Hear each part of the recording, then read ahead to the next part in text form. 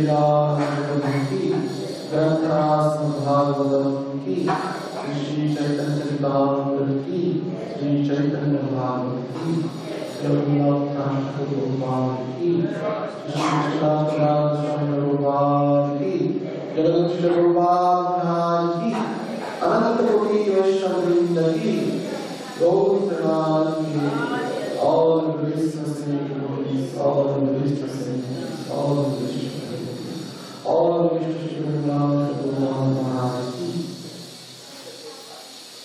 ओम ज्ञानतिमिरन्धस्य ज्ञानञ्जनशलाकया चक्रतमयेन तस्मै श्रीगुरवे नमः।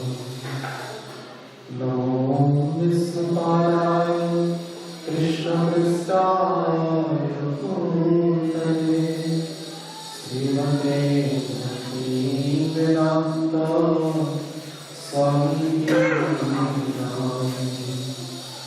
नमस्ते सरस्वती गौरवाणी प्रचारिणे निर्विशेषशून्यवादी पाश्चात्यदेशतारिणे श्रीचैतन्यमनोभीष्टं स्थापितं येन भूतले स्वयं रूपं ददाति स्वपदान्तिकम्। वन्देऽहं श्रीकृष्णपरं श्रीगुरुं वैष्णवांश्च श्रीरूपं साग्रजातं सहगणं रघुनाथान्वितं तं सजीवम् सारैतं साधुतं परिजनसहितं कृष्णं चैतन्यदेवं श्रीराधा कृष्ण पादां सहगणं ललिता हे कृष्ण करुणा सिंधु दीनबन्धो जगत्पते गोपेश गोपिकान्त श्रीरामकान्त नमोस्तुते। तप्तं काञ्चनं गौराङ्गी श्रीराधे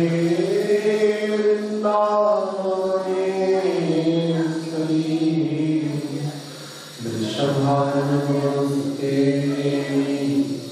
प्रणमामि हरिं वाञ्छाकल्पतरुभ्यश्च कृपासिन्धुभ्येव च पतितानां पावनेभ्यो वैष्णवेभ्यो नमो महाभागाय कृष्णाय प्रलायते कृष्णाय कृष्ण चैतन्य नामितो जय श्री कृष्ण चैतन्य प्रभु नित्यानंद श्री अद्वैत गदाधर शिवासादि हरे कृष्णा कृष्णा कृष्णा हरे हरे हरे राम राम राम हरे हरे।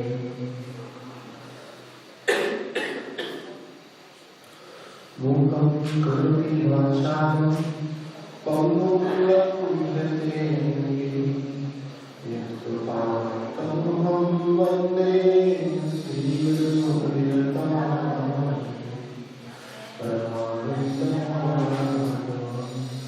ॐ नमो भगवते वासुदेवाय।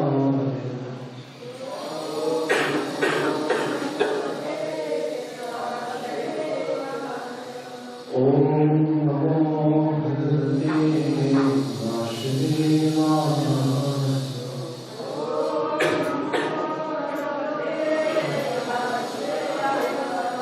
ओम नमो भगवते वासुदेवाय।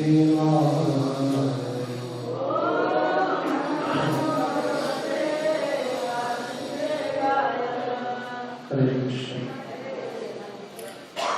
परम भगवान देवता श्री गौरवान श्री कृष्ण बलराम श्री राधा स्वामी श्री देवता की श्री प्रभुपाद एवं समस्त आचार्य देवता से आज हम यहाँ सब यह 3 दिवसीय नित्यानंद कथा करने प्रश्न में अंतिम दिवस पर उपस्थित हुए हैं। तो पहले दिवस में नित्यानंद प्रभु की तत्व के बारे में आलोचना करने की चेष्टा की। द्वितीय दिवस में जन्म प्रसंग से प्रारंभ करके रंगराचार्य के प्रांगण में श्रीमद् महाप्रभु और नित्यानंद प्रभु का अद्भुत मिलन प्रसंग करने लगे हैं। आज हरे कृष्ण हरि बोल। आज तो हरे कृष्ण हरि बोल। तो आज उसके बाद की लीला का वर्णन करने की चेष्टा करेंगे, जिसमें विशेषतः नित्यानंद प्रभु जीव उद्धार की लीला की। तो महाप्रभु जब नंदनाचार्य के प्रांगण में उनका नित्यानंद के साथ अद्भुत मिलन हुआ और दोनों ही प्रेम से सराबोर होकर के आलिंगन करने लगे और अष्ट सात्विक भाव उनमें विकसित हुआ। तब बाह्य अवस्था में जब नित्यानंद प्रभु आए, महाप्रभु जिज्ञासा किए कि हे श्रीवास ठाकुर को कि नित्यानंद प्रभु को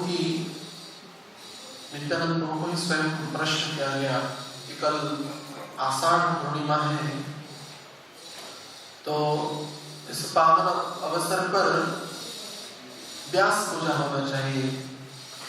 तो व्यास पूजा के उपलक्ष्य में कहाँ पे व्यास पूजा किया जाए? तो नित्यानंद प्रभु कह रहे हैं कि महाप्रभु बोले कि क्या इस बावन यानी इस ब्राह्मण के घर व्यास पूजा करें क्या? तो नित्यानंद प्रभु तुरंत राजी हो गए और श्रीवास ठाकुर के गृह में महाप्रभु व्यास पूजा करने के लिए आज्ञा प्रदान की। समस्त वैष्णव लोग अत्यंत उत्साह से श्रीवास ठाकुर के आंगन में प्रवेश किए। महाप्रभु पूछे श्रीवास ठाकुर को कोई समस्या है क्या? समस्त साधन है व्यास पूजा के लिए? तो श्रीवास ठाकुर बोले हाँ, समस्त साधन मेरे पास है, बस व्यास पूजा की जो नियम में जो ग्रंथ है वो नहीं है, मैं वो ला लूंगा और व्यास पूजा हमारे यहाँ ही होगा। समस्त वैष्णव लोग अत्यंत आनंद से मग्न होकर के महाप्रभु नित्यानंद प्रभु के सहित श्रीवास ठाकुर के गृह में प्रवेश किए और वहां पे व्यास पूजा का महान उत्सव पालन किया गया। तो वही व्यास पूजा के उत्सव में स्वयं श्रीवास ठाकुर ही उस व्यास पूजा के पुरोहित थे। तो उन्होंने विविध मंत्रों के द्वारा व्यासदेव की स्तुति की और नित्यानंद प्रभु को एक माला प्रदान की और माला प्रदान करके श्रीवास ठाकुर बोले कि हे श्रीपाद, आप व्यासदेव के उद्देश्य से यह माला व्यासदेव को पहनाइए। वृंदावन दास ठाकुर मध्यखंड के 5वें अध्याय में चैतन्य भागवत के वर्णना करते हैं कि जब नित्यानंद प्रभु को बोला गया कि आप व्यासदेव को माला पहनाई, लेकिन नित्यानंद प्रभु बाल भाव में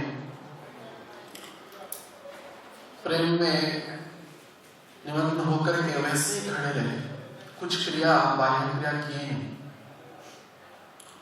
तो महाप्रभु बोले, प्रभु बोले नित्यानंद सुनो वचन, माला लिया झट कर व्यासेर पूजन। देखिले नित्यानंद प्रभु विश्वम्बर, माला कुली दिला तार मस्तक पवन। तब प्रभु यानी कि चैतन्य महाप्रभु नित्यानंद प्रभु को बोले कि हे ये माला झटपट होकर के तुम व्यासदेव के मस्तक पर, उनके सिर पर डाल दो और उनका पूजन करो। लेकिन नित्यानंद प्रभु वो माला व्यासदेव को न पहना करके, देखिले न नित्यानंद प्रभु विश्वम्बर, माला तुली दिला तार मस्तक ऊपर। तो नित्यानंद प्रभु वही माला को स्वयं महाप्रभु के गले में पहना दी। तो तुरंत ही महाप्रभु की बाह्यावस्था से वो उनके में भाव प्रकट हो गया और चैतन्य महाप्रभु तुरंत इस षड्भुज रूप धारण कर ली। यह जो षड्भुज गौरांग स्वरूप है, यह सार्वभौम भट्टाचार्य के समक्ष जो प्रकट हुए थे महाप्रभु, वो षड्भुज गौरांग नहीं है। यहाँ पे महाप्रभु का शंख चक्र गदा पद्म था और दो जो हाथ हल और मुसल के सहित शोभित था। तो इसी स्वरूप में महाप्रभु षड्भुज गौरांग के स्वरूप में नित्यानंद प्रभु के समक्ष और समस्त वैष्णव के समक्ष श्रीवास के आंगन में व्यास पूजा के उपलक्ष्य में इस प्रकार का अद्भुत दृश्य महाप्रभु प्रकट किए। चांचर चिपुरे माला सभे अति भाला, छय भुज विश्वम्भर महिला तत्काल। शंख चक्र गदा पद्म श्रीहल भूषल, देखिया विस्मित हेला निताई विहल। तो तुरंत ही महाप्रभु भाव में सरावर होकर के शंख चक्र गदा पद्म और हलभूषण धारण करके नित्यानंद प्रभु के समक्ष ऐसा अद्भुत दृश्य प्रकट हुआ। उसको देख करके नित्यानंद प्रभु विह्वल हो गए। सड़म जो देखी मूर्छा पाई न निताय, पड़िला पृथ्वी तले धातु मात्र नाय। तो तुरंत ही नित्यानंद प्रभु उस अद्भुत स्वरूप का दर्शन करके मूर्छित हो गए और उनका कोई बाह्य ज्ञान नहीं रहा। तो समस्त वैष्णव जोर जोर से जब कीर्तन किए, बाद में नित्यानंद प्रभु की बाह्यावस्था पुनः लौट आया।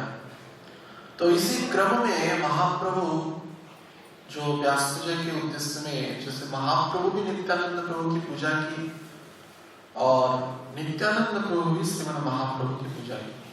दोनों ही प्रेम अवतार श्री गौरनिताय स्वरूप में इस जगत में प्रेम का वितरण करने के लिए अद्भुत लीला विलास करते हैं। तो इस व्यास पूजा के उद्देश्य उपलक्ष्य में श्रीमन महाप्रभु तथा नित्यानंद को वास्तविक व्यास पूजा का अर्थ समझाया है। वैसे परंपरा के क्रम में हम देखते आ रहे हैं यह व्यास पूजा आज भी हो रहा है। वैष्णव अपने गुरु की तथा अन्य संप्रदाय मध्य व्यास पूजा की विधि पालन किया जा रहा है। तो व्यास पूजा यानी कि व्यास की पूजा, यानी कि व्यासदेव स्वयं भगवान के सत्यावतार अवतार थे, तो उनके नाम से यह पूजा किया गया है। व्यास गद्दी में उन व्यासदेव के ही प्रतिनिधि बैठते हैं और वक्ता यह समझ ले कि मैं व्यासाश्रम में बैठा हूँ तो मैं सबसे श्रेष्ठ हूँ और अपनी निजी अहंकार के कारण, अपना ज्ञान का प्रदर्शन के कारण वो अपना महत्व को प्रदर्शन करे, तो वास्तविक वो व्यासासन में बैठने के लिए योग्य नहीं है। और निश्चित रूप से यह भावना रखना परम आवश्यक है। व्यासासन या व्यास पूजा जो व्यासदेव के प्रतिनिधि यानी कि उनके गुरु परंपरा के क्रम में, व्यासदेव के परंपरा के क्रम में ही जो भगवान की रूप लीला गुण चरित्र का वर्णना करते हैं वही उनके प्रतिनिधित्व है। तो वास्तविक जो श्रेष्ठ है भगवान कृष्ण को मध्य अग्राधी पूजा को दिया गया, जैसे राजर्षि यज्ञ में। यद्यपि भगवान कृष्ण से भी वयोवृद्ध जैसे कि विष्णुदेव थे और भी कई ऋषि मुनि थे, लेकिन सभी समस्त वहां में जितने भी उपस्थित थे सिर्फ शिशुपाल को छोड़कर के भगवान कृष्ण की अगवानी किया गया और उनकी अग्र पूजा किया गया। उसी क्रम में व्यास पूजा यानी कि व्यासदेव की पूजा यानी कि व्यास यानी कि गुरु के जो व्यासदेव के प्रतिनिधि हैं उनकी पूजा किया जाता है। तो परंपरा के क्रम में यह पूजा भगवान को ही प्राप्त होता है, जो कि यहाँ पे स्वयं नित्यानंद प्रभु ने प्रदर्शन किया। परंपरा के क्रम में, गुरु परंपरा के क्रम में अंतिम में कृष्ण वंदे जगत गुरु भगवान कृष्ण की ही पूजा होती है। तो इसलिए वो माला स्वयं विश्वम्भर भगवान चैतन्य महाप्रभु को पहनाई। तो वास्तविक जो गुरु है यानी कि श्रेष्ठ है उनकी व्यास पूजा होती है।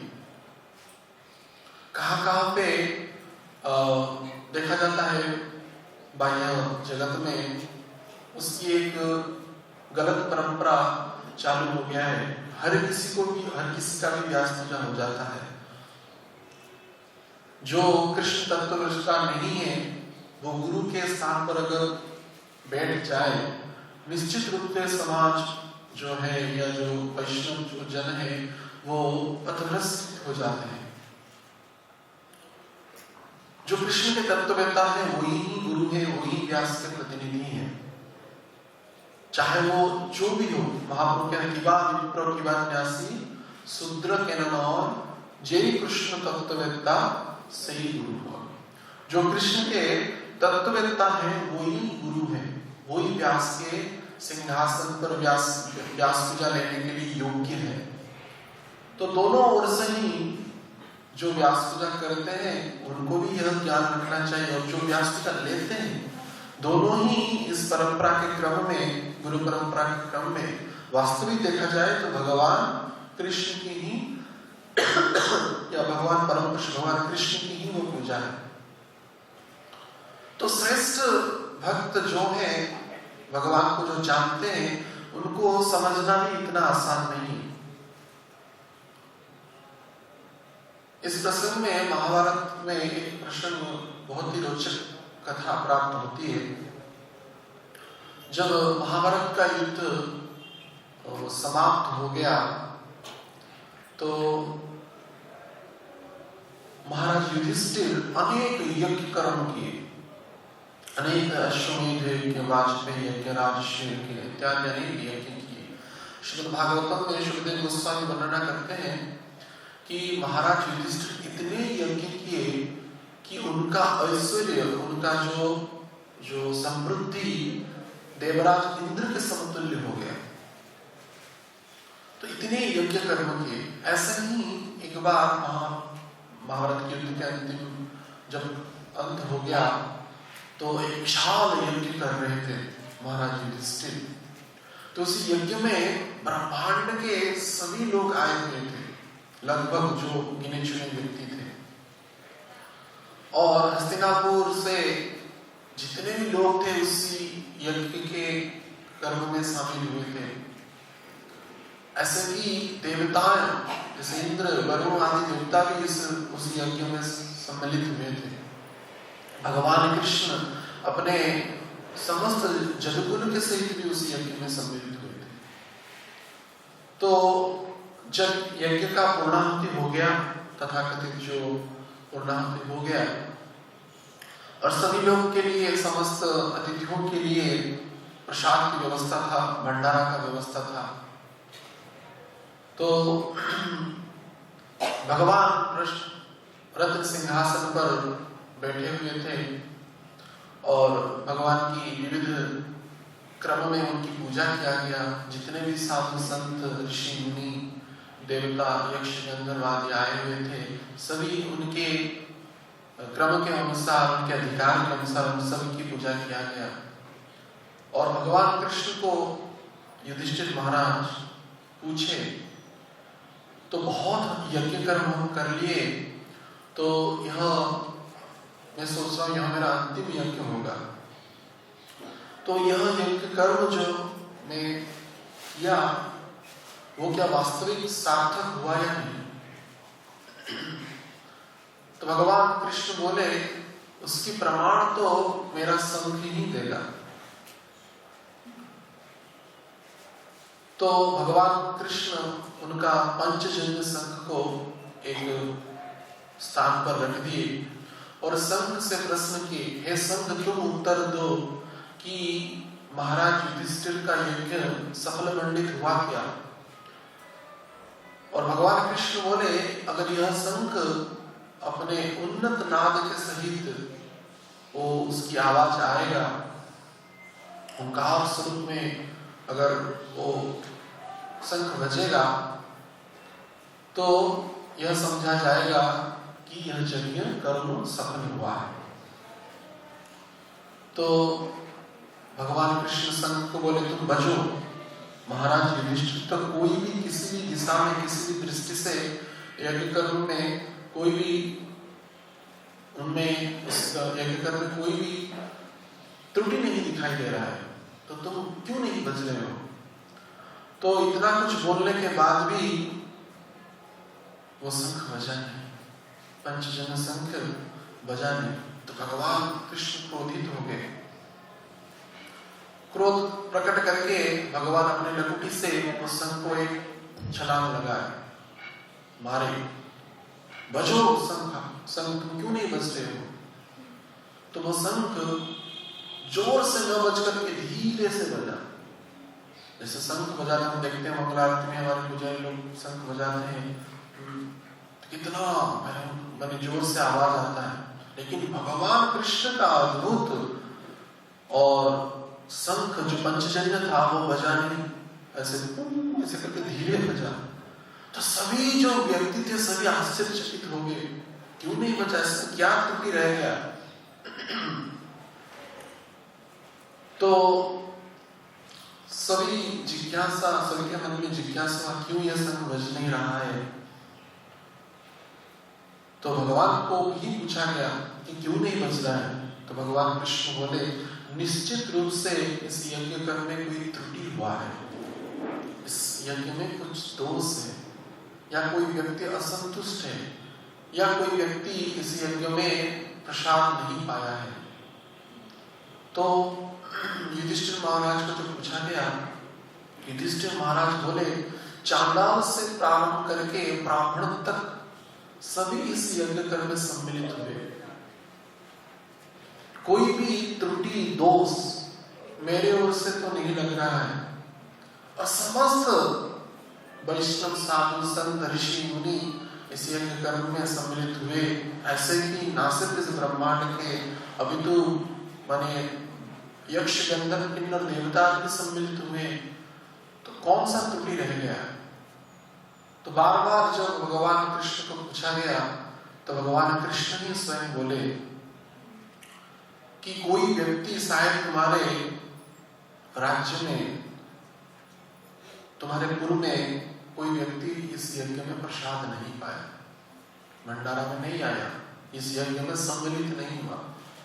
तो बोले नहीं, हमने तो राज्य भर में जितने भी लोग थे सभी के लिए प्रसाद की व्यवस्था किए थे, सभी के लिए दान, कर्म, समस्त क्रिया किया गया, कौन छूट गए? तो ऐसे बार बार प्रश्न करने के बाद भगवान कृष्ण बोले कि एक भक्त है जिन्होंने प्रसाद नहीं पाया। वो सबसे मेरे श्रेष्ठ भक्त हैं, सबसे निकटतम भक्त हैं, उन्होंने प्रसाद नहीं पाया, जिसके कारण तुम्हारा यज्ञ सफल नहीं हुआ और इसके कारण यह शंख नहीं बज रहा है। तो भगवान कृष्ण को ही पूछा गया, जब तो भगवान कृष्ण ने जब ऐसे उत्तर दिया तो वो कहां पे रहता है, कौन से राज्य में, कौन से प्रांत में वो निवास करता है? तो भगवान बोले कहां पे, कहीं दूर ढूंढने की आवश्यकता नहीं है, तुम्हारे ही राज्य में रहता है। और कहां पे रहता है? तुम्हारे जो राजमहल है उसके पीछे की जो हिस्सा है वहां पर चंडालों की बस्ती है, तो उसी स्थान पर, उसी चांडालों की बस्ती में, उस भंगियों की बस्ती में वो रहता है। तो तुरंत ही युधिष्ठिर महाराज झटपट प्रस्तुत हो गए, अपने मंत्री और सहचरों को बोले कि तुरंत जाकर के भगवान कृष्ण जिस व्यक्ति के बारे में बोल रहे हैं उनको लेकर के आओ और उनको प्रसाद पाओ। तो भगवान कृष्ण बोले नहीं, कोई सामान्य व्यक्ति उनकी अगवानी के लिए नहीं जाएगा, उनको बुलाने के लिए नहीं जाएगा, वो सबसे श्रेष्ठ भक्त हैं। तो सभी आश्चर्यचकित हो रहे थे, इतना श्रेष्ठ भक्त है कौन जो भगवान कृष्ण की इतने प्रियतम है, तो कौन जाएगा उनको बुलाने के लिए? तो भगवान कृष्ण बोले स्वयं अर्जुन और भीम को भेजो, वो जाकर के उनको बुलाएंगे। तो भगवान कृष्ण की आज्ञा से भीम और अर्जुन रथ में आरूढ़ होकर के उस चांडाल बस्ती की तरफ चले। मध्याह्न से होते हुए संध्या वेला हो गया, गली गली में ढूंढे उनको, कोई भी उनको जानता नहीं था। ऐसे परिचय पूछे कि कौन भगवान कृष्ण का सबसे बड़ा भक्त रहता है, तो किसी को भी ज्ञान नहीं था उनके बारे में। ऐसे होते होते हुए वो चांडाल बस्ती की जो अंतिम छोर पे जब पहुंचे तो दिखाई दिया एक भग्न कुटीर था। समय संध्या समय हो गया था, रात्रि का समय आ गया था और उस गृह में कोई भी आलोक नहीं था, ना दीप था, ना कोई आलोक की व्यवस्था थी, अंधेरा था पूरा, और पूरा भग्न कुटीर, टूटा फूटा एक झोपड़ी था। तो वहां पे जाकर के अर्जुन और भीम पहुंचे। उनको संदेह हुआ शायद इस भग्न कुटीर में वो व्यक्ति रहता होगा, तो आवाज लगाए कि कोई भक्त है, भगवान कृष्ण का कोई भक्त यहाँ पे रहता है? तो कोई भी उत्तर नहीं आया। लेकिन उस भग्न कुटीर से भगवान कृष्ण का नाम आ रहा था, निरंतर कोई व्यक्ति प्रेम में भगवान का नाम कर रहा था। तो उनको और भी संदेह बढ़ गया कि निश्चित रूप से यही वो गृह होगा। तो उस गृह में तो प्रवेश द्वार पर कोई द्वार ही नहीं था, पूरा टूटा फूटा घर था। वैसे ही चले गए, देखे जराजीर्ण अवस्था में एक व्यक्ति रो रहा है भगवान कृष्ण का नाम लेकर के। उसके शरीर पर कुछ बाह्य बोध नहीं है, वस्त्र फटा हुआ है और निरंतर प्रेम में भगवान कृष्ण का नाम ले रहा है। और देखते ही अर्जुन भीम उनको प्रणाम किए, क्योंकि भगवान कृष्ण बोले ही थे कि मेरा परम भक्त है। तो उनको प्रणाम किए, लेकिन उनको कुछ बाह्य ज्ञान ही नहीं था, कौन मुझे प्रणाम कर रहा है, कौन मुझे क्या कह रहा है, कुछ भी ज्ञान नहीं था। तो अनेक समय के बाद ऐसे अर्धरात्रि बीत गया, वो अपने कीर्तन में, अपने नाम में इतने निमग्न थे, उनको कुछ बाह्य बोध ही नहीं था। और कुछ समय के बाद बार बार पुकारने के बाद, अनेक समय के बाद जब उनकी बाह्य अवस्था में वो आ गए, तो देखे कि उस अंधेरे में कुछ चमक रहा है।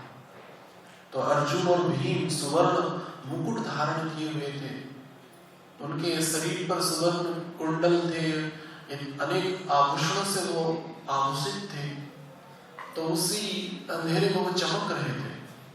तुरंत ही देखकर के आश्चर्यचकित हुए, कौन यहाँ पे आ गया।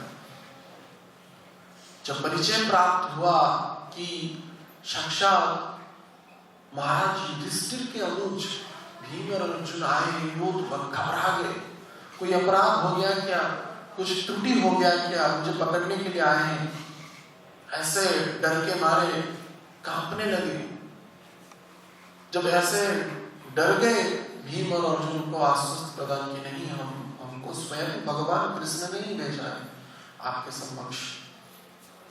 तो और भी आश्चर्यचकित हो गए, किसने भेजा है, क्यों भेजा है, क्या कारण है, मेरा क्या दोष हो गया। तो समस्त वृतांत खुल करके बोले भीम और अर्जुन। तो वो भगवान जो कृष्ण के भक्त थे, वो बोले कि एक ही तो मेरा धन था, एक ही तो मेरी धन थी, मेरी पूंजी थी, जिसको मैं छुपा करके रखा था, वो था कृष्ण भक्ति। वो भी उस छलिए कृष्ण ने प्रकट कर दिया, कपट कर दिया। एक ही तो मेरा धन था, तो अनेक उलाहना दी भगवान कृष्ण को, लेकिन फिर भी है तो मेरे प्रभु ही, मेरे स्वामी है, उनकी आज्ञा का पालन भी करना पड़ेगा। अत्यंत संकोच भाव को, लज्जा भाव को प्रकट करके बहुत बोलने के बाद अर्जुन और भीम के सहित वो जाने के लिए प्रस्तुत हो गए। और इधर जब भगवान कृष्ण समस्त रानियों को, पांडवों के जितने पत्नी थे तथा उनके जो पटरानी थी पांडवों की, द्रौपदी को, उन सबको बोलते मेरा सबसे बड़ा भक्त आ रहा है, तो उनके लिए अनेक पकवान करना, अनेक व्यंजन करना सबसे श्रेष्ठ है। तो इधर सभी रात्रि भर भगवान के जितने भी 16,108 रानी थी, भगवान के और भगवान के तो ऐसा वर्णना किया जाता है 56 करोड़ यदुवंशी थे। एक भगवान कृष्ण के एक रानी से 10-10 पुत्र थे, एक पुत्रियां थी, एक वही पुत्रों के पुनश्च 10-10 पुत्र और एक पत्नी थी, एक पुत्री थी। तो सभी जितने भी रानी थी, द्रौपदी सहित सभी पाक क्रिया में लग गए थे। अनेक प्रकार के व्यंजन, लाखों व्यंजन प्रस्तुत किया गया था उनके लिए। और इधर भगवान कृष्ण के बोलने पर अर्जुन और भीम उन भक्त को लेकर के आ गए महाराज युधिष्ठिर के महल में। तुरंत ही देख करके अष्टांग प्रणाम किए भगवान के भक्त, और भगवान कृष्ण को प्रेम से आलिंगन किए। और इधर बोल रहे हैं सभी पाक व्यवस्था संपूर्ण हो गया है नहीं, तो द्रौपदी पूर्व से ही प्रस्तुत थी, पाक क्रिया में अत्यंत निपुण थी वो, और विविध व्यंजनों को सुवर्ण थालियों में परोसा गया। तो जब उन भगवान के जो प्रेमी भक्त थे उनको परोसा गया, वो देखे, वो तो जीवन में इतना कभी भी व्यंजन देखे ही नहीं थे। इतना व्यंजन किसको खाए, किसको न खाए, किसको स्पर्श करे, किसको स्पर्श ना करे, कौन सा व्यंजन श्रेष्ठ है, कौन सा नगण्य है, उसका कुछ उनको स्मरण ही नहीं हुआ, कुछ ज्ञान ही नहीं था। इतना व्यंजन कैसे वो आरोगे। तो वो क्या किए, एक केले के पत्ते में कोई भी सुवर्ण थाली स्पर्श न करके एक केले के पत्ते में समस्त व्यंजन से थोड़ा थोड़ा अणु परिमाण से लेकर के सबको मिला लिया और खा लिया। तो सभी ने सोचा, जितने वहां पे पात्र मंत्री भगवान के जो पांडव तथा इत्यादि थे, सभी सोचे कि हाँ अभी ये भक्त खा लिया, प्रसाद पा लिए, अभी संघ जोर से बजेगा। तो भगवान बोले अभी तो ये भक्त की प्रसाद व्यवस्था हो गया, तो यह शंख बजना चाहिए, क्यों नहीं बज रहा है। तो भगवान कृष्ण पुनः छड़ी लगाए, शंख बजो हे पंचजन्य तुम बजो, लेकिन फिर भी बजा नहीं, तो शंख बजा नहीं, धीरे से ही बजा, बहुत धीरे से बजा। तो भगवान कृष्ण उस समय विचार किए, क्यों नहीं बज रहा है संग, बाह्य भाव प्रकट करके बोले क्यों नहीं बज रहा है, निश्चित रूप से किसी का अपराध हुआ है। शांत मंद मुस्कान करने वाले भगवान कृष्ण नृसिंह के स्वरूप में क्रोध अवस्था को प्राप्त हुए, महाउग्र स्वरूप धारण की, कौन मेरा भक्त का अवमानना किया है। तो सभी जोर जोर से जैसे चिल्लाने लगे, जब भगवान कृष्ण सभी डर गए, तो अंतिम में द्रौपदी भगवान कृष्ण के सामने आ गई और आकर के बोली, मैंने ही कुछ अवमानना किया है। तो बोले कि क्या अवमानना किया है, मेरे भक्त के विषय में तुमने क्या विचार किया। तो मैं देखा कि हम रातों भर इतने परिश्रम से इतना व्यंजन बनाए, आप बोले कि हमारा श्रेष्ठ भक्त आ रहा है, सबसे श्रेष्ठ है, सबसे महान है, उसके उद्देश्य से हम इतना व्यंजन प्रस्तुत किए, लेकिन किसी को भी किसी का स्वाद भी लिया नहीं, सबको मिला लिया, खा लिया एक साथ। है ही तो शूद्र, है ही तो भंगी, इसको क्या पता खाने का स्वाद क्या है। तो ये विचार कर लिया मैंने, तो इस शायद यह एक बहुत बड़ा अपराध हो गया। तो तुरंत भगवान बोले, हाँ इतना बड़ा अपराध क्या मेरे भक्तों के चरणों में। तो भगवान ने पूछे, तुमने क्यों ऐसा किया, इतने व्यंजन थे। तो वो भक्त बोले, किस व्यंजन को स्पर्श करो, किस व्यंजन को खाओ, किसी को न खाओ, किसी को खाऊंगा तो किसी ने रसोई किया तो उसका मन खराब हो जाएगा, एक तिक्त का स्वाद लो तो मीठा का स्वाद चला जाएगा, मीठा का स्वाद लो तो तिक्त का स्वाद चला, अलग अलग से स्वाद लेने से भगवान के प्रसाद की अवमानना हो जाएगा। तो इसलिए सबको मिलाकर के मैं खा लिया। यह उनकी आंतरिक भाव थी। लेकिन द्रौपदी ऐसे विचार की तो तुरंत ही द्रौपदी रोई और अत्यंत लज्जा भाव को प्राप्त करके उन भक्तों के चरणों में प्रार्थना की। तब जाकर के संग जोर जोर से बजने लगा। ऐसे भगवान महाभारत में वर्णना करते हैं अंतिम में कि ये मेरा सबसे श्रेष्ठ भक्त है। उनका नाम था स्वपच वाल्मीकि। वो स्वयं धर्मराज के ही अवतार थे, स्वपच वाल्मीकि। जैसे कि द्वापर के अंतिम भाग में धर्मराज 3 स्वरूप में प्रकट हुए, महाराज युधिष्ठिर के स्वरूप में और विदुर के स्वरूप में और स्वपच वाल्मीकि के स्वरूप में।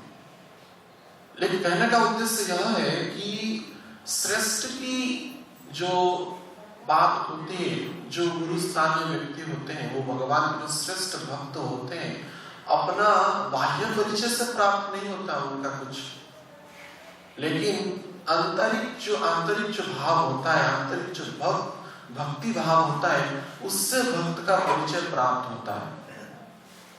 बाह्य दिखावटी भाव में भक्ति की परिचय नहीं होता है।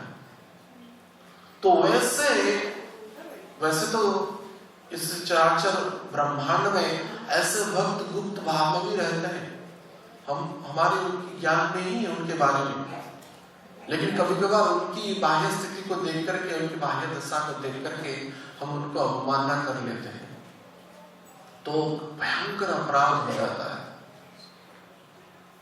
वैष्णव आचार विज्ञान हो जाओ, वैष्णव की जो आचार होता है वो विज्ञ भी समझ नहीं पाता है। तो साधारण मनुष्य जड़ चेतना में मत होकर के कैसे समझ सकता है। तो उन्हीं श्रेष्ठ भक्तों की पूजा ही व्यास पूजा है, और अंतिम में उद्देश्य यह है वह पूजा भगवान को ही प्राप्त होता है। जैसे कि इस लीला में महाप्रभु को ही नित्यानंद प्रभु ने पूजा किया व्यास के रूप में। तो यह शिक्षा प्रदान करते हैं इस व्यास पूजा के प्रसंग में नित्यानंद प्रभु। कृष्ण वंदे जगत गुरु। अगर निज अभिमान में हम हमारी ही पूजा करने लगेंगे तो स्थिति हमारा क्या होगा। अभी गुरु और शिष्य की ऐसी दूसरे संप्रदाय में या कहां पे देखा जाता है कि बहुत गलत परंपरा प्राप्त हो रहा है।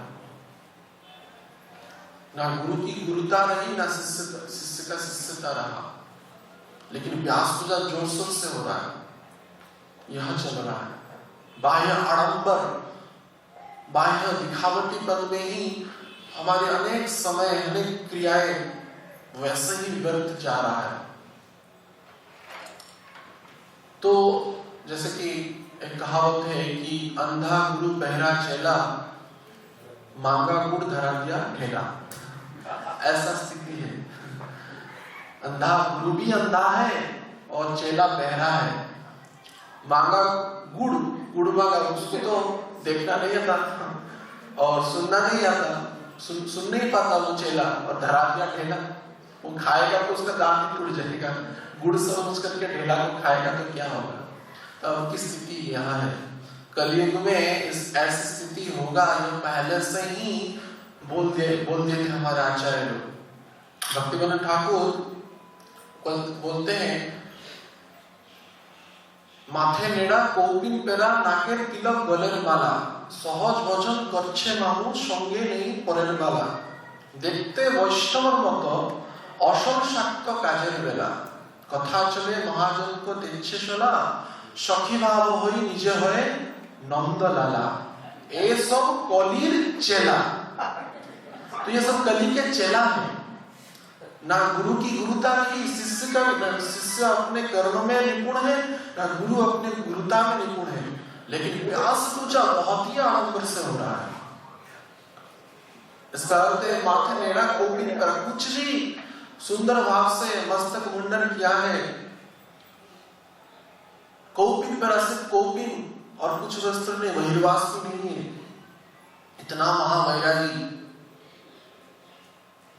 नाकेर तिलक गलन वाला, नाक में तिलक है, नासाग्र तिलक है, गले में माला है, और सहज भजन करछे मामू, सहज भजन करते हैं।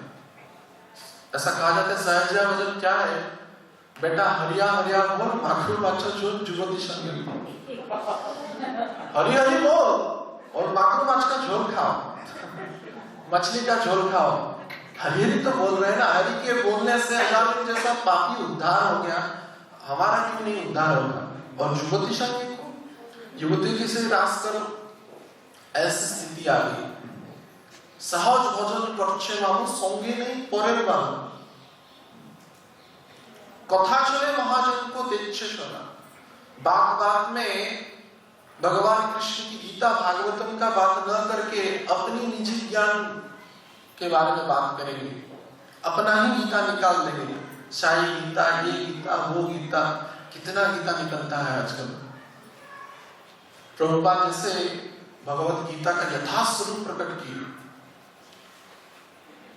कथा इसलिए कथा बोलते हैं, लेकिन बात बात में जो वास्तविक महाजन है, स्वयं नारद आदि जो महाजन, उनको बात को न मान करके अपना बात का प्रदर्शन करेंगे। कथा सुने महाजन को दिच्छे, सखी भाव हुई निजे होए नंदलाल। बोलेगी कि मैं नंदलाला स्वयं हूँ, मैं भगवान कृष्ण नंद का लाला हूँ, और समस्त जो नारी है वो सखी है मेरी। युवती जो है सभी सखी, मैं उनके से रास खड़ा करूंगा। सखी भाव हुई निजे हुए नंदलाला। और भक्तिवल्लभ ठाकुर अंतिम में कहते हैं, ये सब कलिर चेला, ये सभी कली के चेला है, कली के रिप्रेजेंटेटिव है। तो इनसे बच के रहना चाहिए। ऐसे तो शास्त्र में प्रमाण है, जो कृष्ण तत्ववेत्ता नहीं है और गुरु के स्थान पर बैठ जाता है, उसके लिए अलग से नरक की व्यवस्था किया गया है। जैसे कि श्रीमद् भागवतम के पंचम स्कंद में वर्णना मिलता है, 28 नरक है, मुख्य नरक है। लेकिन अब गरुड़ पुराण का और भी शास्त्रों में प्रमाण मिलता है, ऐसे अनंत करोड़ों नरक है। एक एक पाप के लिए एक एक नरक की व्यवस्था किया गया है, ऐसा कहा गया है। तो इस प्रकार की जो भंड जो संस्कृति प्रकट हो गई इस कलिकाल में, यही कली का चाल है, क्योंकि वो सब कलीर चेला। ऐसा बताया जाता है कि जब श्रीमद् महाप्रभु का अद्भुत कीर्तन तरंग इस जगत में प्लावित हुआ, ब्रह्मांड दुर्लभ प्रेम समाकर जाचे, सबको वो दिए, अधम हो पतित पामर जो भी हो सबको वो प्रदान कर दिए। तो कौन उससे छुटकारा पा सकता है? कौन व्यक्ति उनसे मुक्त हो सकता है? तो इसलिए कवि ने सोचा अब क्या करना है, मेरा तो साम्राज्य गया, मात्र 5000 साल बीता है, आगे 4,32,000 की सफर में कैसे करूंगा। इतनी लंबी समय की मुझे आयु मिला है और ये तो महाप्रभु आकर के सब खत्म कर दिए, क्या करें। तो एक विचार किया, एक ही उपाय है कि मैं स्वयं वैष्णव का वेश धारण करूं, और कोई वेश धारण करने की आवश्यकता नहीं है। वैष्णव वेश धारण कर लूंगा तब कोई समस्या नहीं है। इस प्रसंग में पुराण में वर्णना है कि शिवजी जो है आशुतोष है, बहुत ही कम समय में तृप्त हो जाते हैं, आशुतोष इसलिए उनका नाम है। तो असुर राक्षस आदि जो थे विविध अपकर्म करके संसार में उत्पात मचाते थे और जाकर के शिवजी के पास चले जाते थे। वास्तविक शिवजी का जो स्वरूप हम देख रहे हैं, दिगंबर स्वरूप और व्याघ्र छाल पहनते हैं, त्रिपुंड धारण करते हैं और जटा इतनी विशाल रहती है, नाग और सर्पों का धारण करते हैं, वैसे उनकी स्वरूप नहीं थी। वो तो परम वैष्णव है, निम्नयामी यथा गंगा वैष्णवनाम यथा शंभु। वैष्णव में सबसे अग्रगण्य शिवजी है। इस प्रसंग में वर्णना किया जाता है, जो शिवजी का निंदा करके भगवान की भक्ति करता है वो कभी भी भक्ति में समर्थ नहीं हो सकता है।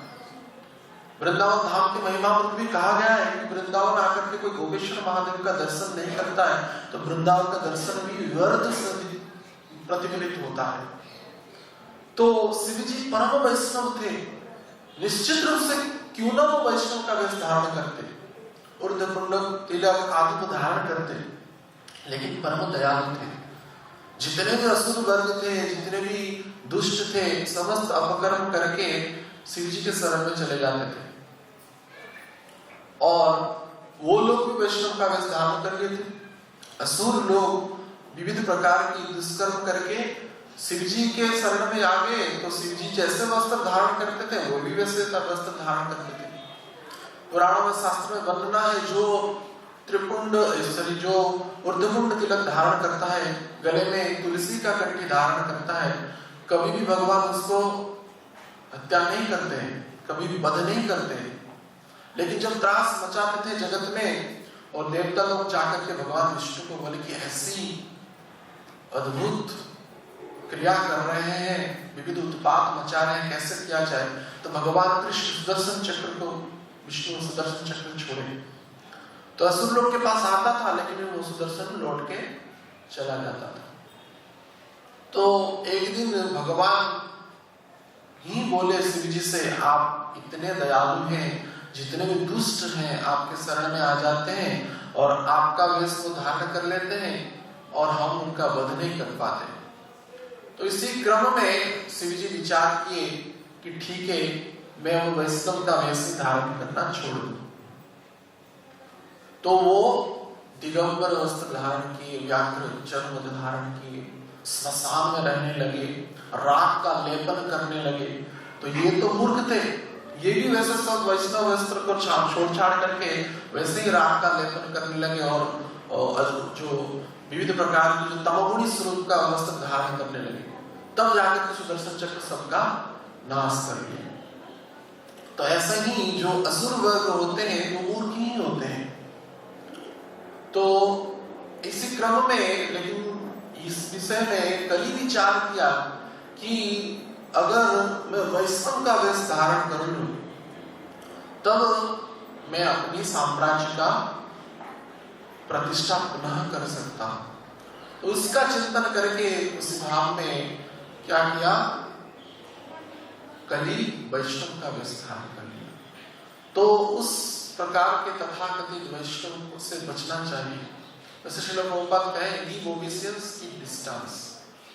अगर किसी की वैष्णव की क्रियाओं में कुछ त्रुटि दिखाई दे रहा है, फिर भी उनकी निंदा करना, उनकी अवमानना करना भी अपराध है, लेकिन उनको सम्मान करो, लेकिन दूरता रखो उनसे। तो इसी विषय में व्यास के प्रसंग में निश्चित रूप से अनेक शिक्षा प्राप्त होती है। वास्तविक जो व्यास होते हैं वो कृष्ण के प्रतिनिधि होते हैं। गुरु परंपरा के क्रम में वो ज्ञान को, वो शिक्षा को जगत में प्रचार करते हैं। ऐसा नहीं कहते कि यहां तक ही यह परंपरा बंद हो गया। एवं परंपरा प्राप्तम इमं राजस्य विदुः, यह परंपरा गुरु परंपरा क्रम में चलता रहेगा। तो इस व्यास पूजा प्रसंग में नित्यानंद प्रभु अनेक शिक्षा दिए। समय बढ़ता जा रहा है तो इसलिए नित्यानंद प्रभु की अनेक लीला चैतन्य भागवत में वर्णन, विविध ग्रंथों में वर्णना प्राप्त होता है। तो इसी भाव में श्री नित्यानंद प्रभु नवद्वीप में वास करने लगे, विचरते थे प्रेम में, भगवान के प्रेम में अवधूत क्रिया को करते थे। यानी कभी कभी वो उनकी बाह्य अवस्था वो विस्मरण हो जाता था, वो नग्न हो जाते थे, इसलिए उनका एक नाम अवधूत है। तो श्रीवास के आंगन में जब नित्यानंद प्रभु वास करने लगे तो महाप्रभु एक बार श्रीवास ठाकुर के यहाँ गए थे। तो देखे श्रीवास जी अपने कुछ कर्म में व्यस्त हैं और नित्यानंद प्रभु नग्न होकर के नाच रहे हैं। तो बोले इस गृहस्थ के घर में ऐसी क्या लीला कर रहे हैं नित्यानंद, नग्न होकर के नाच रहे। लेकिन मालिनी जी जो देवी थी, श्रीवास जी की पत्नी, परम भक्ता थी। वो नित्यानंद प्रभु को उसी अवस्था में देखती नहीं थी। वैसे उस समय उनकी आयु लगभग 32 साल से भी ज्यादा था नित्यानंद प्रभु की। महाप्रभु की आयु लगभग 20 साल था जब महाप्रभु अपना हरिनाम का जो भाव में अपने पार्षद सहित श्रीवास के आंगन में नृत्य करते थे, नाचते थे। तो उसी अवस्था में पार्षदों के सहित अनेक लीला होता था। और नित्यानंद प्रभु ऐसे अवधूत लीला जब किए तो बाह्य शिक्षा के लिए, वास्तविक जो नित्यानंद स्वरूप का भाव प्रकट करने के लिए महाप्रभु ऐसा ही बोले श्रीवास ठाकुर को, इस अवधूत को तुम घर में क्यों रखे हो, इसका कोई ठिकाना नहीं है। पश्चिम देश में जाकर के खाना पीना किया है, कहाँ कहाँ घुमा है, क्या क्या किया है, उसकी ठिकाना नहीं, उसको घर में मत रखो। तो श्रीवास ठाकुर तुरंत ही बोले, मदिरा जेवनी जति नित्यानंद धारे, जात प्राण यदि मोर नाम करे, तथापि अमर चित्ते नाही अन्यथा, सत्य सत्य तुम्हारे कहिलु एई कथा। श्रीवास ठाकुर को इतना नित्यानंद प्रभु के चरणों के प्रति विश्वास था। इससे भक्तों की शिक्षा लेना चाहिए। विश्वास एक बहुत ही महत्वपूर्ण भाग है भक्ति में। विश्वास मिलय कृष्ण तर्के बहुत दूर। इस प्रसंग में पुराण में वर्णना मिलता है जब नचिकेता जब सशरीर में यमराज के सम्मुख प्रस्तुत हुए, अनेक परीक्षा के बाद यमराज उनको दर्शन दिए। तो नचिकेता अनेक प्रश्न किए कर्म कांड के विषय में, विविध का विषय में, शास्त्रों के बारे में उनका विविध संदेह था। वो प्रश्न किए और यमराज तो उससे महाजन ही थे। सभी प्रश्नों का उत्तर देने के बाद यमराज बोले, और भी प्रश्न उनका रुकता नहीं था, वो कंटिन्यूअसली प्रश्न करते जा रहे थे। तो विरक्ति भाव को प्रकट करके यमराज नचिकेता को बोले, अरे इतना प्रश्न और उत्तर में फंस के क्या करोगे, इतनी छोटी सी आयु और इतना तुम्हारा प्रश्न, आगे चल करके तुम्हारा जब युवक अवस्था आएगा और भी ज्ञान का आवरण करोगे तो तुम्हारा कितना और प्रश्न बढ़ जाएगा।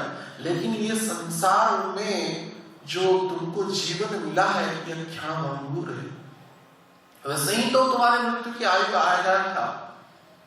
फिर भी इतने प्रश्न, इतना स्मरण रखो, इस जगत के सर्वे सर्वा भगवान कृष्ण है।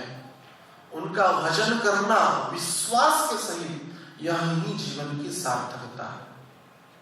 ये जब उत्तर दिए नचिकेता का समस्त प्रश्न का, जितना जो उनके मन में प्रश्न था, सभी प्रश्न का समाधान मिल गया। कहने का उद्देश्य यह है, विश्वास अत्यंत महत्वपूर्ण है और विश्वास हमको करना है अंधा भाव में। भगवत भक्ति के राज्य में विश्वास अंधविश्वास जैसा ही है।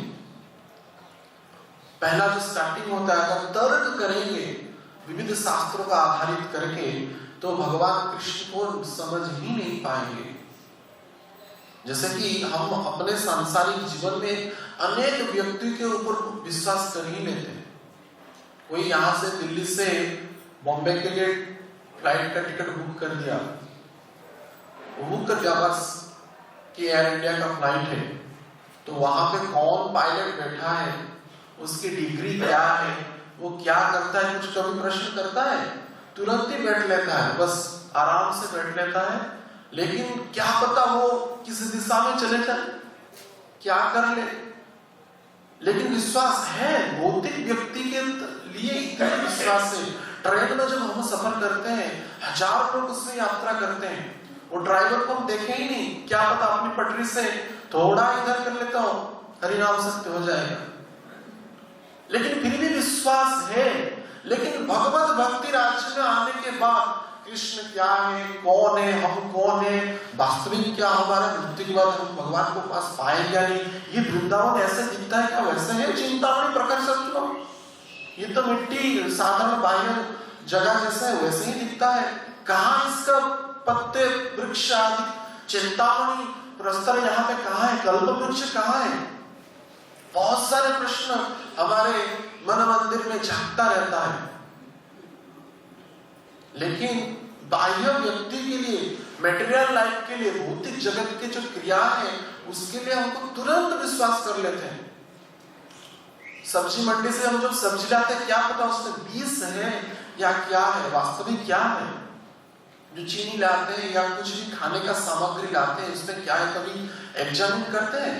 बस ग्रीन होलोग्राफ लग गया, बस लेकर के आगे खा ली। बाह्य व्यक्तियों के लिए बाह्य वस्तु में हमारा इतना विश्वास होता है, लेकिन भगवान के चरणों के प्रति हमारा विश्वास नहीं होता है। तो इसीलिए विश्वास से मिलोई कृष्ण तर्के बहुत दूर। विश्वास से ही कृष्ण प्राप्त होते हैं। तर्क करोगे तो जीवन भर ही चला जाएगा, तर्क की अंतिम अवस्था कभी नहीं आएगा, उसका फुल स्टॉप कभी भी नहीं है आर्गुमेंट की। तो इस प्रकार का विश्वास, जैसे कि यहाँ पे विश्वास प्रकट किया श्रीवास ठाकुर ने नित्यानंद प्रभु के लिए, मोदिरा जगनी यदि नित्यानंद धरे, चाहते प्राण धन यदि मोर नाम करे, तथापि हमारा चित्ते नाही वो अन्यथा, सत्य सत्य तुम्हारे कहलू में कथा। 3 बार बोले, मैं सत्य सत्य सत्य कहता हूं। मैं यद्यपि यदि अगर नित्यानंद प्रभु मदिरा का भी सेवन करे, यवनों के सहित वो विचरण करे, लेकिन फिर भी वो मेरे जन्म जन्म के प्रभु हैं, यही मैं सत्य करता हूं। तो यह विश्वास श्रीवास ठाकुर जी का था। तो महाप्रभु अत्यंत हर्षित हो गए। नित्यानंद प्रभु की जो वास्तविक स्थिति क्या है, कैसे प्रेम में निमग्न होकर के उनको कोई बाह्यावस्था का ज्ञान ही नहीं रहता है। भगवान कृष्ण की गौरांग महाप्रभु के प्रेम में मदमस्त होकर के उनको कोई बाह्य सूची नहीं रहता है, बाह्य ज्ञान नहीं रहता है। कब वस्त्र खुल गया, कब वस्त्र पहने, कब खाए कब न खाए। जैसे कल हम आलोचना कर रहे थे, नित्यानंद प्रभु जब वृंदावन में थे कुछ भी बाह्य क्रिया नहीं करते थे। कोई देने के लिए खाते थे, नहीं तो नहीं, अजाचित वृत्ति था। वैसे ही नित्यानंद प्रभु महाप्रभु को स्वयं प्रेम, पुरुषोत्तम चैतन्य महाप्रभु को पाकर के और भी प्रेम में निमग्न हो गए। उनकी बाह्य अवस्था का कुछ भी ज्ञान नहीं रहा। तब जाकर के वो अवधूत लीला की। तो इस भाव को जब श्रीवास ठाकुर ने प्रकट किया तो महाप्रभु बहुत हर्षित हो गए श्रीवास ठाकुर के प्रति और प्रेम में अत्यंत आनंदित भाव में श्रीवास ठाकुर को यह आशीर्वाद दिए। यदि लक्ष्मी भिक्षा करे नगरे नगरे तथापि दरिद्र रे नहीं करे बिडार कुकुर आदि तुम्हार बाड़ीर सवार आमार भक्ति हुईबे न स्थिर। महाप्रभु यह वरदान देते हैं श्रीवास ठाकुर को, हो सकता है इस संसार में लक्ष्मी भी द्वार द्वार में भ्रमण करके भिक्षा मांगे, लेकिन तुम्हारे घर में कभी भी कोई भी कमी नहीं रहेगी। इतनी बड़ी वरदान महाप्रभु प्रदान की। लक्ष्मी को ही कंगाली बता दिए, भिखारी कर दिए, लेकिन श्रीवास ठाकुर के आंगन में, श्रीवास ठाकुर के गृह में कभी भी अनाज की, कभी भी कोई वस्तु की कमी नहीं रहेगी। इतना भी नहीं कहे कि तुम जैसा नित्यानंद प्रभु के प्रति, निताई के चरण के प्रति तुम्हारा अद्भुत विश्वास है, वैसे भक्तों का संग करने वाले ना सिर्फ मनुष्य अपितु विराट कुकुर, यानी चाहे वो जो कुकुर यानी कुत्ता भी क्यों ना हो, बिल्ली भी क्यों ना हो, लेकिन सवारे हमारा भक्ति हुई में न स्थिर, सबको मेरी भक्ति प्राप्त हो जाए। तो इससे प्रमाण मिलता है, जिसका दृढ़ विश्वास होता है भगवान के चरणों के प्रति, भगवान के भक्तों के चरणों के प्रति, निश्चित रूप से वो भगवान का भक्ति प्राप्त करता है और उसी कोटि का भक्त का संग करने वाले पशु पक्षी का भी प्रेम प्राप्त हो जाता है, भगवत भक्ति प्राप्त हो जाती है। यही विश्वास की जो अद्भुत गाथा इस लीला में प्राप्त होता है। वैसे कलिकाल में विश्वास योग्य जो कहा गया है कि पद्म पुराण में कहते हैं नारद मुनि, अस्पृश्य अनवलोक्या, यहाँ पे इस धरती स्पर्श के योग्य नहीं रही, अनवलोक्या देखने के लिए योग्य नहीं रही। इतना कलि का प्रभाव आ गया है। तो साधु भी साधु का स्वरूप में नहीं है, भक्त का वृत्ति न करके अभक्त का क्रिया करता रहता है छुप करके। ऐसे भी प्रकटित रूप में भी समस्त मर्यादा का नाश करके गलत क्रिया करता रहता है। तो इस स्थिति में क्या किया जाए? लेकिन जो सरल भक्त होते हैं, प्रेमी भक्त होते हैं, अभक्त के प्रति भी विश्वास कर लेते हैं, इसमें कोई हानि नहीं होता उनका। जैसे कि जड़ भरत के इस प्रसंग में वर्णना मिलता है, जब जड़ भरत जी वो रात में वो खेती का रखवाली करते थे, एक उच्च मंच पर उनको वो बैठ जाते थे और कोई वन्य जो पशु आ जाएगा उसके अनाज को बचाने के उनके भाई लोग वहां पे छोड़ दिए थे। वैसे तो ब्राह्मण थे, लेकिन उस प्रेम में सरावर रहते थे और जड़ थे, कोई भी बाह्य क्रिया उनमें नहीं था। लेकिन उसी अवस्था में उनको जो डाकू थे वो ले ली माता काली के समक्ष बलि देने के लिए। वहां पे क्या जड़ भरत कोई विरोध किए? यह शुद्ध भक्त की निशानी होती है। जो भी क्रिया में वो राजी है, क्योंकि अवश्य रखिए कृष्ण रखे रीति विश्वास, उनका पूर्णतः विश्वास है भगवान कृष्ण के चरणों के प्रति। अवश्य रखिए कृष्ण निश्चित रूप से मेरी रक्षा करेंगे भगवान कृष्ण। जब जड़ भरत जी को वध करने के लिए डाकू लोग प्रस्तुत हो गए, भगवान की परम वैष्णवी काली कैसे सहन कर सकती है? वो विशाल विग्रह से स्वयं काली प्रकटित होकर के उन दुष्टों का संहार करने लगी। इतनी क्रोध अवस्था को प्राप्त कर गई थी, उन डाकू का सिर काट करके कंदुक खेलने लगी। जैसे फुटबॉल खेलते हैं ना, वो अपने सहचर्यों के से चंडी चामुंडा आदि से वो फुटबॉल खेलने लगी। ऐसे क्रोध को प्राप्त कर गई थी। भगवान के भक्तों का अगर कोई हानि होता है, उनको कष्ट कोई पहुंचाता है, निश्चित रूप से भगवान सहायता करते, इससे कोई भी संदेह नहीं। इसलिए विश्वास महत्वपूर्ण है, विश्वास रखना परम आवश्यक है। तो इसलिए अपने क्रियाओं के द्वारा, अपने वचनों के द्वारा, अपनी वृत्ति के द्वारा विश्वास रखना परम आवश्यक है। इस प्रसंग में एक बार गुरु महाराज के पास में बैठा था, पूरी में एक विषय में, विश्वास के विषय में कह रहे थे। एक बार क्या हुआ कि एक साधु मंजीरा बजा करके, जो क्या कहते हैं, छंचल क्या कहते हैं उसको, चिमटा, हाँ चिमटा में वो छंचल रहती है, वो चिमटा बजा बजा करके राम राम राम राम राम बोलते हुए चल रहा था। और दिगंबर था, बाह्य अवस्था को वैसे दिखाता था, मैं राम राम नाम में मदमस्त होकर के चल रहा हूं। तो सरयू नदी के किनारे वो जा रहा था, अयोध्या धाम है, सरयू नदी के किनारे राम जी का नाम लेकर के जा रहा था। और वहां पे सरयू नदी के किनारे की धोबी बहुत सारे घर से वो वस्त्र को लेकर के सफाई कर रहा था। और सफाई होने के बाद वो वस्त्र को सरयू नदी के बालू में ही सुखा रहा था। और उसी प्रांत से सरयू नदी के किनारे से वो साधु अपना चिमटा बजा करके राम नाम लेकर के आ रहा था। उसको पता नहीं था, ऊपर देख के चल रहा था।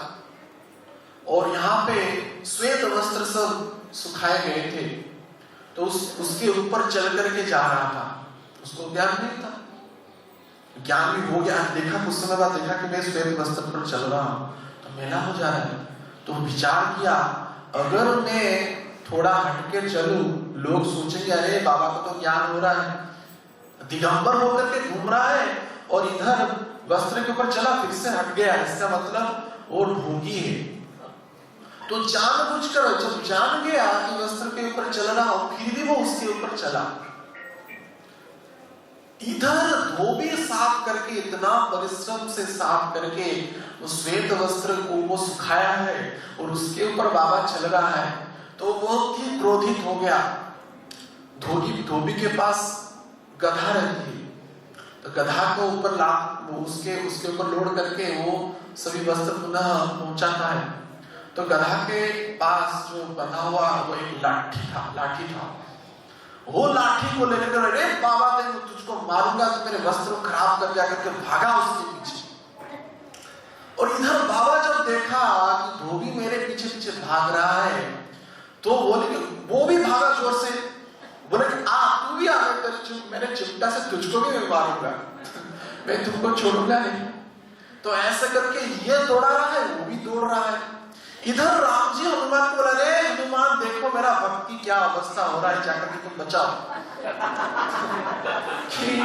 राम जी बोले हनुमान जी को, मेरा भक्त की राम नाम लेकर के चिमटा लेकर के गा रहा था और जाकर के तुम बचाओ, उसका धोबी मार ही देगा, बहुत ही बलिष्ठ है, शक्तिशाली व्यक्ति है, मार ही देगा, जाकर के उसको बचाओ।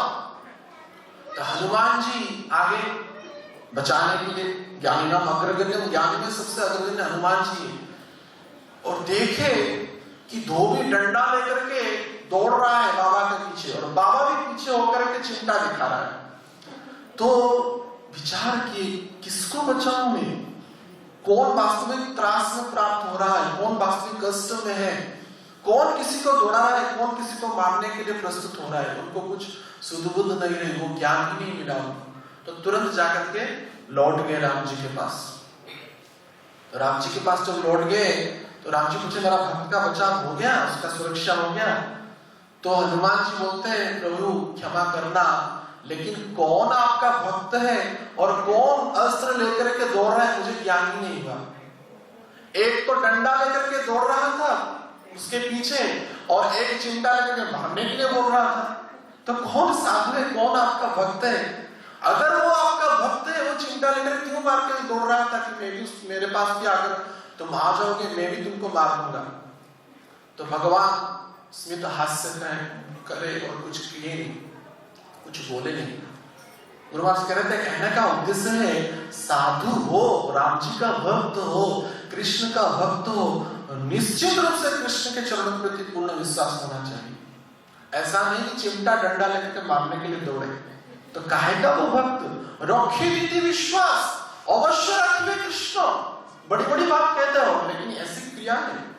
तो निश्चित रूप से यह विश्वास भक्ति के लिए बहुत ही महत्वपूर्ण है। बिना विश्वास से कभी भी भगवान मिलते नहीं।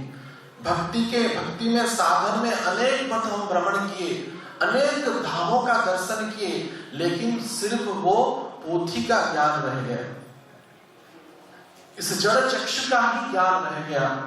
चाहे नामकरण हो, नाम लेना हो, धाम वास हो, श्री विग्रह दर्शन हो, विश्वास नहीं तो कुछ में भी फल नहीं है।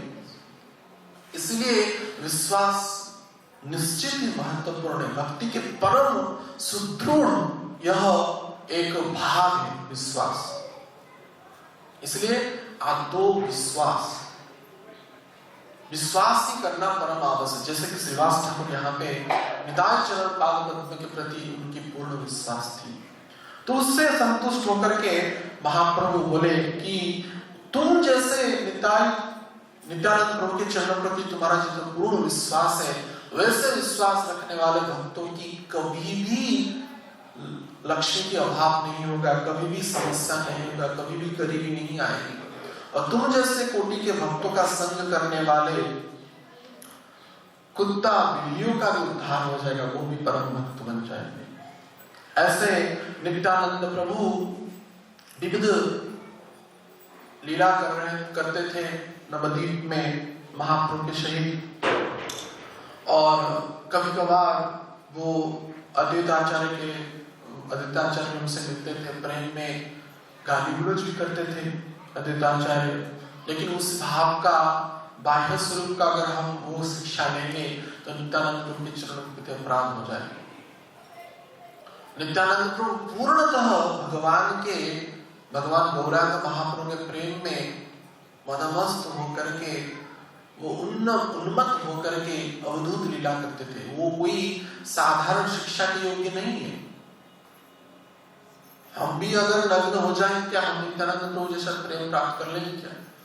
नग्नता होना कोई भक्ति की वैसे साधारण चिन्ह नहीं है, वो बहुत ही उन्नत भाव है।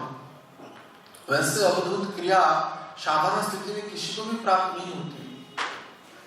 वैसे शास्त्र में बताया गया है, जो अवधूत वृत्ति रहती है, पहले तो वो पहला जो भाग होता है वो स्वधर्म का पालन करता है। वैरागी जो होता है, भक्त होता है, समस्त स्वधर्म का पालन करता है, यानी कि वैधि भक्ति पालन करता है। वैधि भक्ति पालन करने के बाद, स्वधर्म पालन करने के बाद, वो धीरे धीरे वो स्वधर्म का भी त्याग कर देता है। उसमें सिर्फ भगवान के नाम में रूप लीला गुण में निष्ठा आ जाती है, उसमें ही डूबा रहता है। तब तो वो जब स्थिति प्राप्त हो जाती है तो उसकी बाह्य क्रिया लुप्त हो जाता है।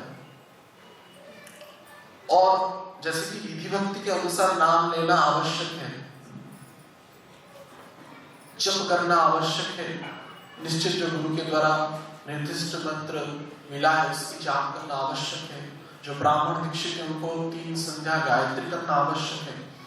लेकिन जब भगवान के चिंतन में, भगवान की लीला में जो भक्त डूब जाता है, उन्नत स्थिति को प्राप्त कर लेता है, तो वो वैधि भक्ति उसका छूट जाता है। मेरा सुमिरन तुम करो, मैं पाऊं विश्राम। वो बोलते हैं तुम ही मेरा सुमिरन कर लो, मैं अभी तो विश्राम करूंगा, ऐसा भक्त बोलता है। लेकिन यह साधारण शिक्षा के योग्य नहीं है। तो यह अवधूत क्रिया जो रहती है अत्यंत उन्नत स्थिति में होता है, साधारण स्थिति में नहीं होता है। नित्यानंद प्रभु वैसे चैतन्य महाप्रभु के प्रेम भक्ति में उन्मत्त होकर के महाप्रभु की भाव में, महाप्रभु के प्रेम में उनको कोई बाह्य ज्ञान नहीं रहता था। अवधूत हो जाते थे, नग्न हो जाते थे। एक बार ऐसा भी हुआ कि विष्णुप्रिया के सहित जगन माता सची माता भी वहां पे उपस्थित थी और विष्णुप्रिया के सहित महाप्रभु उपस्थित थे। महाप्रभु भोजन करने के बाद तांबूल आरोप रहे थे। तो उसी समय नित्यानंद प्रभु नग्न होकर के प्रवेश करेंगे। उसको देखकर महाप्रभु झटपट जाकर के नित्यानंद प्रभु को बोले कि ऐसा क्या लीला है तुम्हारा?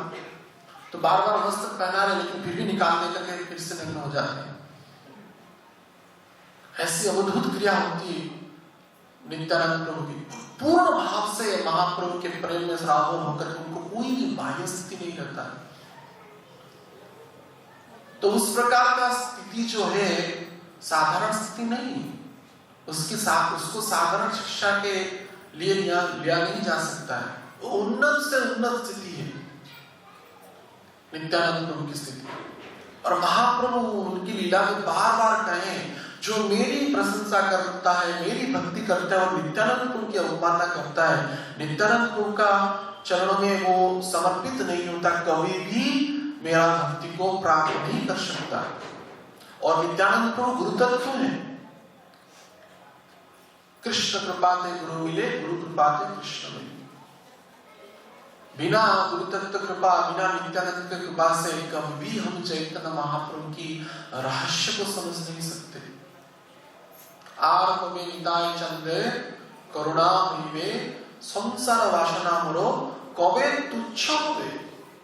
जब तक नित्यानंद प्रभु की कृपा नहीं होगा, संसारिक जो वासनाएं हैं वो छूटेगा नहीं, वो जाएगा नहीं। तो इसलिए अवधूत नित्यानंद जो राय की जो लीला है अत्यंत आकर्षणकारी है और मन को मोहित करने वाला है। और बाल्य अवस्था को प्राप्त करके वो लीला करते थे। वो भी मालिनी देवी को जब देखते थे उनको माता की भाव आता था। और मालिनी देवी भी जब नित्यानंद प्रभु को देखते थे, ऐसा नहीं कि नित्यानंद को युवक अवस्था में वो देखते थे, इतनी सिद्ध भक्ता थी मालिनी देवी, एक छोटा बालक के जैसा ही देखते थे। ऐसा कि नित्यानंद प्रभु मालिनी देवी के स्तन से दूध पान करते थे। यह कोई साधारण स्थिति नहीं है। 32 साल की आयु की एक युवक एक माता से स्तनपान कर रही है, कोई साधारण स्थिति नहीं। इस भाव को लेकर के कोई अविश्वास करेगा, नित्यानंद प्रभु के चरणों के प्रति अविश्वास करेगा, तो निश्चित रूप से वृंदावन ठाकुर कहते हैं उसको मारूंगा, उसको लाठी मारूंगा, उसको जूता मारूंगा, वो निश्चित रूप से सर्वनाश को प्राप्त करेगा। तो नित्यानंद प्रभु की जो लीला है अति मानवीय लीला है, मानवीय लीला नहीं है। भगवान भी आते नर लीला करते हैं, मर्यादा पुरुषोत्तम हो, चाहे लीला पुरुषोत्तम हो, चाहे प्रेम पुरुषोत्तम हो, लेकिन अपने सीमा में करते। लेकिन भगवान के जो परम भक्त, भगवान के स्वांश स्वरूप बलराम जी जब आते हैं वैसे अद्भुत लीला करते हैं नित्यानंद प्रभु के स्वरूप में। भगवत भक्ति की उत्ताल तरंग की वर्णना करते हैं नित्यानंद प्रभु। यह अद्भुत जो लीला है, तो इसलिए ये जो साधारण लीला नहीं है। नित्यानंद प्रभु ऐसे अनेक लीला किए नवद्वीप में। एक बार सची माता स्वप्न में देखी कि उनके जो घर में भगवान के जो ठाकुर जी थे, भगवान के श्री विग्रह थे, वो कृष्ण बलराम के स्वरूप में वो देखी स्वप्न में कि एक बार भगवान कृष्ण बलराम उनके जो ठाकुर घर में बाहर निकल रहे हैं और गौर निताई छोटे छोटे बालक के स्वरूप में उनके सामने खड़े हैं। और जब गौर निताई देखे कि कृष्ण बलराम निकल रहे हैं ठाकुर जी से, ठाकुर के घर से, तो नित्यानंद प्रभु कहते हैं कि बलराम जी को कहते हैं, कृष्ण को कहते हैं कि तुम कौन हो, कहां से आए हो, और तुम्हारा समय चला गया, ग्वालों का समय चला गया, अभी ब्राह्मणों का समय आया है, तुम्हारा भी समय नहीं है, तुम जाओ, जितना भी मक्खन, जितना भी दही, जितना भी दूध है, सबके ऊपर हमारा अधिकार है। ये लोग भी कृष्ण बलराम में मानेंगे, अरे तुम कहां से आ गए ब्राह्मण के लड़के, चलो हटो, तो हम तुमको शास्ति देंगे। तो ऐसे सची माता अद्भुत दृश्य देखी चैतन्य भागवत में बहुत ही अद्भुत वर्णना मिलता है, पैरों में उसका पाठ करें तो बहुत ही आनंद लगता है। कृष्ण बलराम गौर पिता के साथ झगड़ रहे हैं, वही कृष्ण है, वही बलराम है। ब्रजेंद्र नंदन जय सचिशुद्ध होइल शई बलराम होइल निताय, लेकिन फिर भी झगड़ रहे हैं। लीला की कैसे अद्भुत दर्शन दे रहे हैं वृंदावन दास ठाकुर। इस प्रसंग में साक्षी गोपाल की लीला की बात मुझे स्मरण हो रहा है। जब साक्षी गोपाल वृंदावन से भक्त के प्रार्थना से चले गए विद्यानगरी, आगे चल करके जब राजा, उड़ीसा के जो राजा थे, वो विद्यानगर से उनको लाकर के कटक में स्थापित किए। तो कटक में गड़गड़िया घाट है, महानदी का किनारा, नदी के प्रांत में गड़गड़िया घाट है, वहां पे साक्षी गोपाल को वो स्थापित किया गया, क्योंकि उस समय उड़ीसा की राजधानी कटक थी। तो अपने राजबाटी के प्रांत में ही साक्षी गोपाल का मंदिर स्थापित, वहां पे उनकी सेवा पूजा का व्यवस्था किया गया। और ये तो वृंदावन के ठाकुर बहुत ही नटखट है, और जितने भी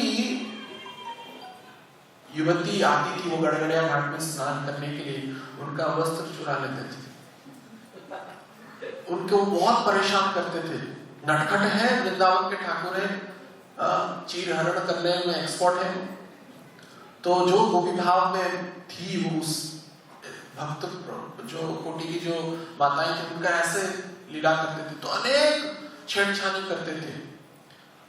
तो ऐसा जब विचार, ऐसा बहुत बार कंप्लेन हुआ, कोई ले जा रहा है, कहाँ पे गायब हो जा रहा है वस्त्र। बाद में पता चला कि मंदिर में मिल रहा है, तो गोपाल जी इतने बदमाश है। अनेक बार कंप्लेन गया राजा के पास, और राजा ने विचार की यहाँ पे नहीं रखना है उनको। तो जगत के ठाकुर जगन्नाथ जी हैं, जगन्नाथ जी के पास उसको बिठा लेंगे तो गोपाल डर जाएगा, गोपाल कंट्रोल में आ जाएगा।